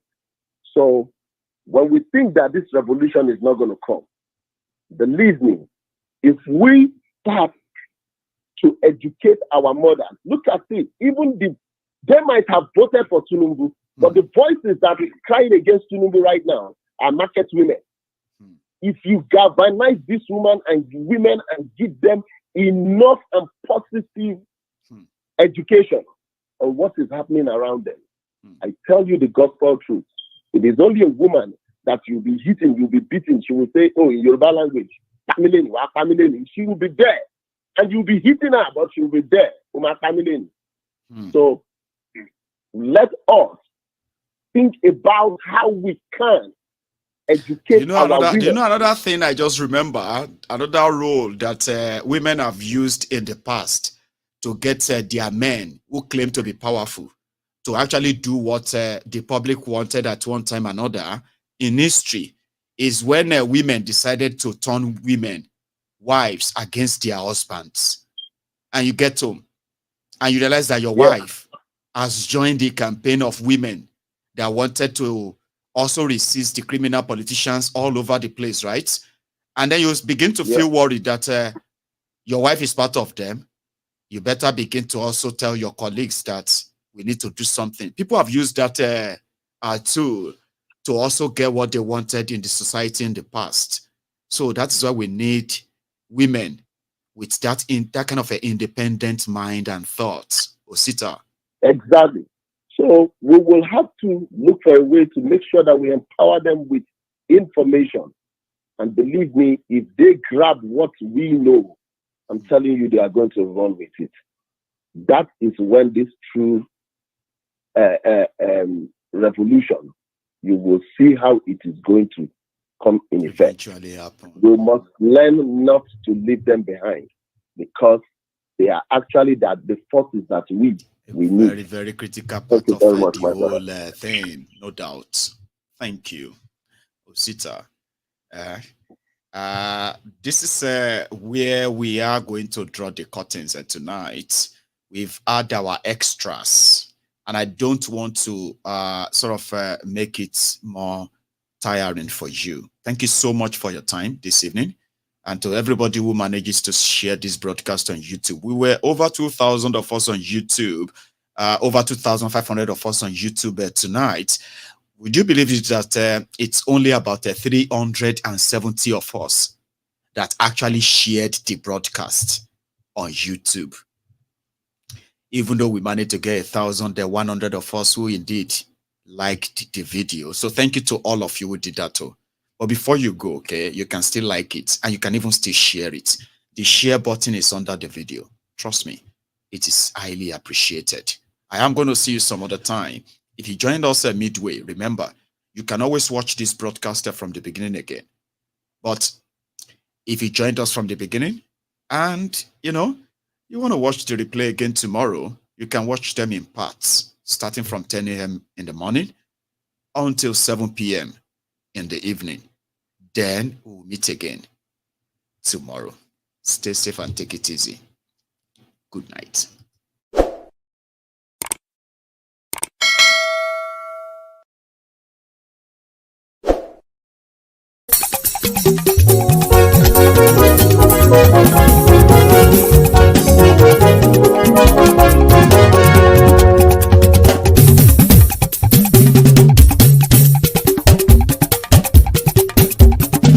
Maiyegun làwa mọ̀ làmọ̀ tó dòdòdò. Maiyegun Diary, Maiyegun #1. Maiyegun làwa mọ̀ làmọ̀ tó dòdòdò. Maiyegun Diary, Maiyegun #1. Maiyegun ti dé o, ọ̀rẹ́ ará ìlú. Maiyegun Diary, Maiyegun #1. Lórí Facebook, lórí YouTube. Maiyegun Diary, Maiyegun #1.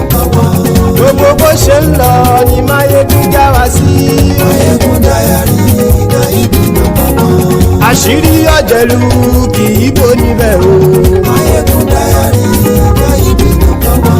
Bó bá ṣe eré àní Maiyegun máa wí. Maiyegun Diary, Maiyegun #1. Ó sì tún ṣe eré wàá gbọ́ níbẹ̀ o. Maiyegun Diary, Maiyegun #1. Maiyegun Diary, Diary Politico. Maiyegun Diary, Maiyegun #1. Godfatherism kò sí lọ́rọ̀ Maiyegun. Maiyegun Diary, Maiyegun #1. Ẹ farabalẹ̀ ṣẹ́ o kẹgọ́rọ̀ lẹ́nu o. Maiyegun Diary, Maiyegun #1. Àní Maiyegun làwa mọ̀ tó dòdòdò.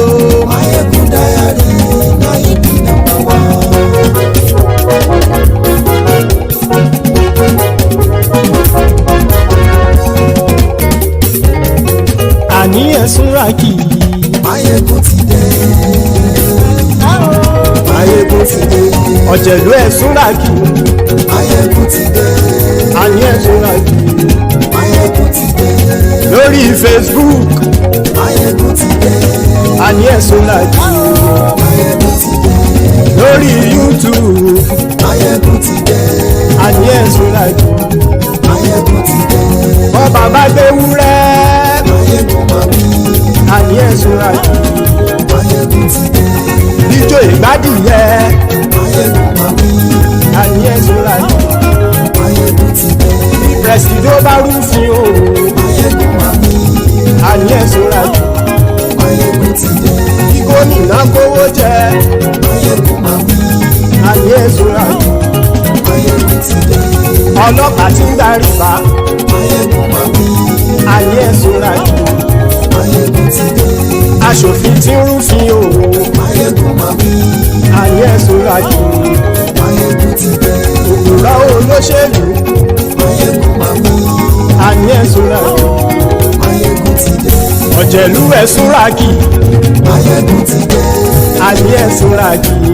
Maiyegun ti dé.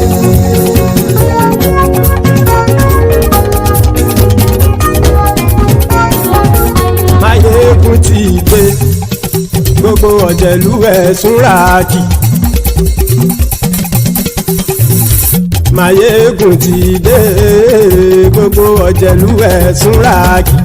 ṣùgbọ́n ní bá ti ṣe èyí tó yẹ kí wọ́n ṣe ọmọ bá dèrò ní fi wọ́n níran o. Maiyegun ti dé. Gbogbo ọ̀jẹ̀lú ẹ̀ súnra kì í. Maiyegun ti dé. Gbogbo ọ̀jẹ̀lú ẹ̀ súnra kì í. ṣùgbọ́n ní bá ti ṣe èyí tó yẹ kí wọ́n ṣe ọmọ bá dèrò ní fi wọ́n níran. wọ́n fowó bẹ́ẹ̀ o Maiyegun ó sọ pé wọ́n ò bẹ́ẹ̀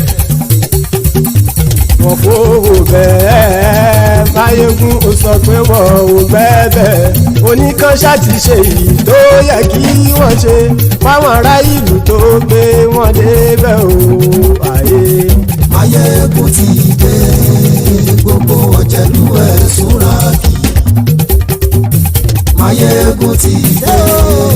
Gbogbo ọ̀jẹ̀lú ẹ̀ súnra kì í. ṣùgbọ́n ní bá ti ṣe yìí tó yẹ kí wọ́n ṣe ọmọ bá dẹ́rọ̀ ò ní fi wọ́n níran.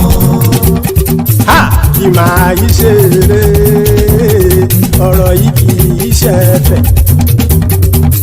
kì máa yí ṣe eré ọ̀rọ̀ yìí kì í ṣe ẹ̀fẹ̀ ẹni bá ti lè lẹ́bọ̀ lẹ́rù o ọmọ bá dèrò kàṣà ìtú wọn síta. Maiyegun ti dé gbogbo ọ̀jẹ̀lú ẹ̀ súnra kì í. Maiyegun ti dé gbogbo ọ̀jẹ̀lú ẹ̀ súnra kì í. ṣùgbọ́n ní bá ti ṣe yìí tó yẹ kí wọ́n ṣe ọmọ bá dẹ́rọ̀ ò ní fi wọ́n níran. tẹnitẹni ọmọ Maiyegun ọ̀rẹ́ ara ìlú mọ̀mọ́ ni mo fọlọ́run ṣọ́ ẹ̀ bá kìlẹ́bù lóòótọ́ olódodo ìlú ọ̀tá ìlú mọ̀mọ́ ni ìwọ ṣá máa ń ṣọ́ra kò sì mọ́ bẹ̀rù bọ́tà ń lè rí bóníṣègùn lé káwọn mọ̀mọ́ fi ṣera wọn ni ó ti dẹrùn tí wọn ò gbọ́dọ̀ sì mọ́ bẹ̀. èèpo ọ̀gọ́ lọmọ bá dérò tàjẹ́ ò gbọ́dọ̀ jẹ́ ó ti dọba lórí àbínú ẹni kò sì mọ́ bùyà àìsíwọ́lu ní ẹnìkẹ́ ìgbódì ẹyin lábàrá o ó kó ẹni tó bá dán o àkàmù. Maiyegun ti dé gbogbo ọ̀jẹ̀lú ẹ̀ túnra kì Maiyegun ti dé gbogbo ọ̀jẹ̀lú ẹ̀ túnra kì o ẹni bá ti ṣe yìí tó yẹ kí wọ́n ṣe ọmọ bá dèrò òní fi wọ́n níran o. Maiyegun ti dé gbogbo ọ̀jẹ̀lú ẹ̀ súnra kì í. Maiyegun ti dé gbogbo ọ̀jẹ̀lú ẹ̀ súnra kì í. ṣùgbọ́n ní bá ti ṣe yìí tó yẹ kí wọ́n ṣe ọmọ bá dẹ́rọ̀ ò ní fi wọ́n níran.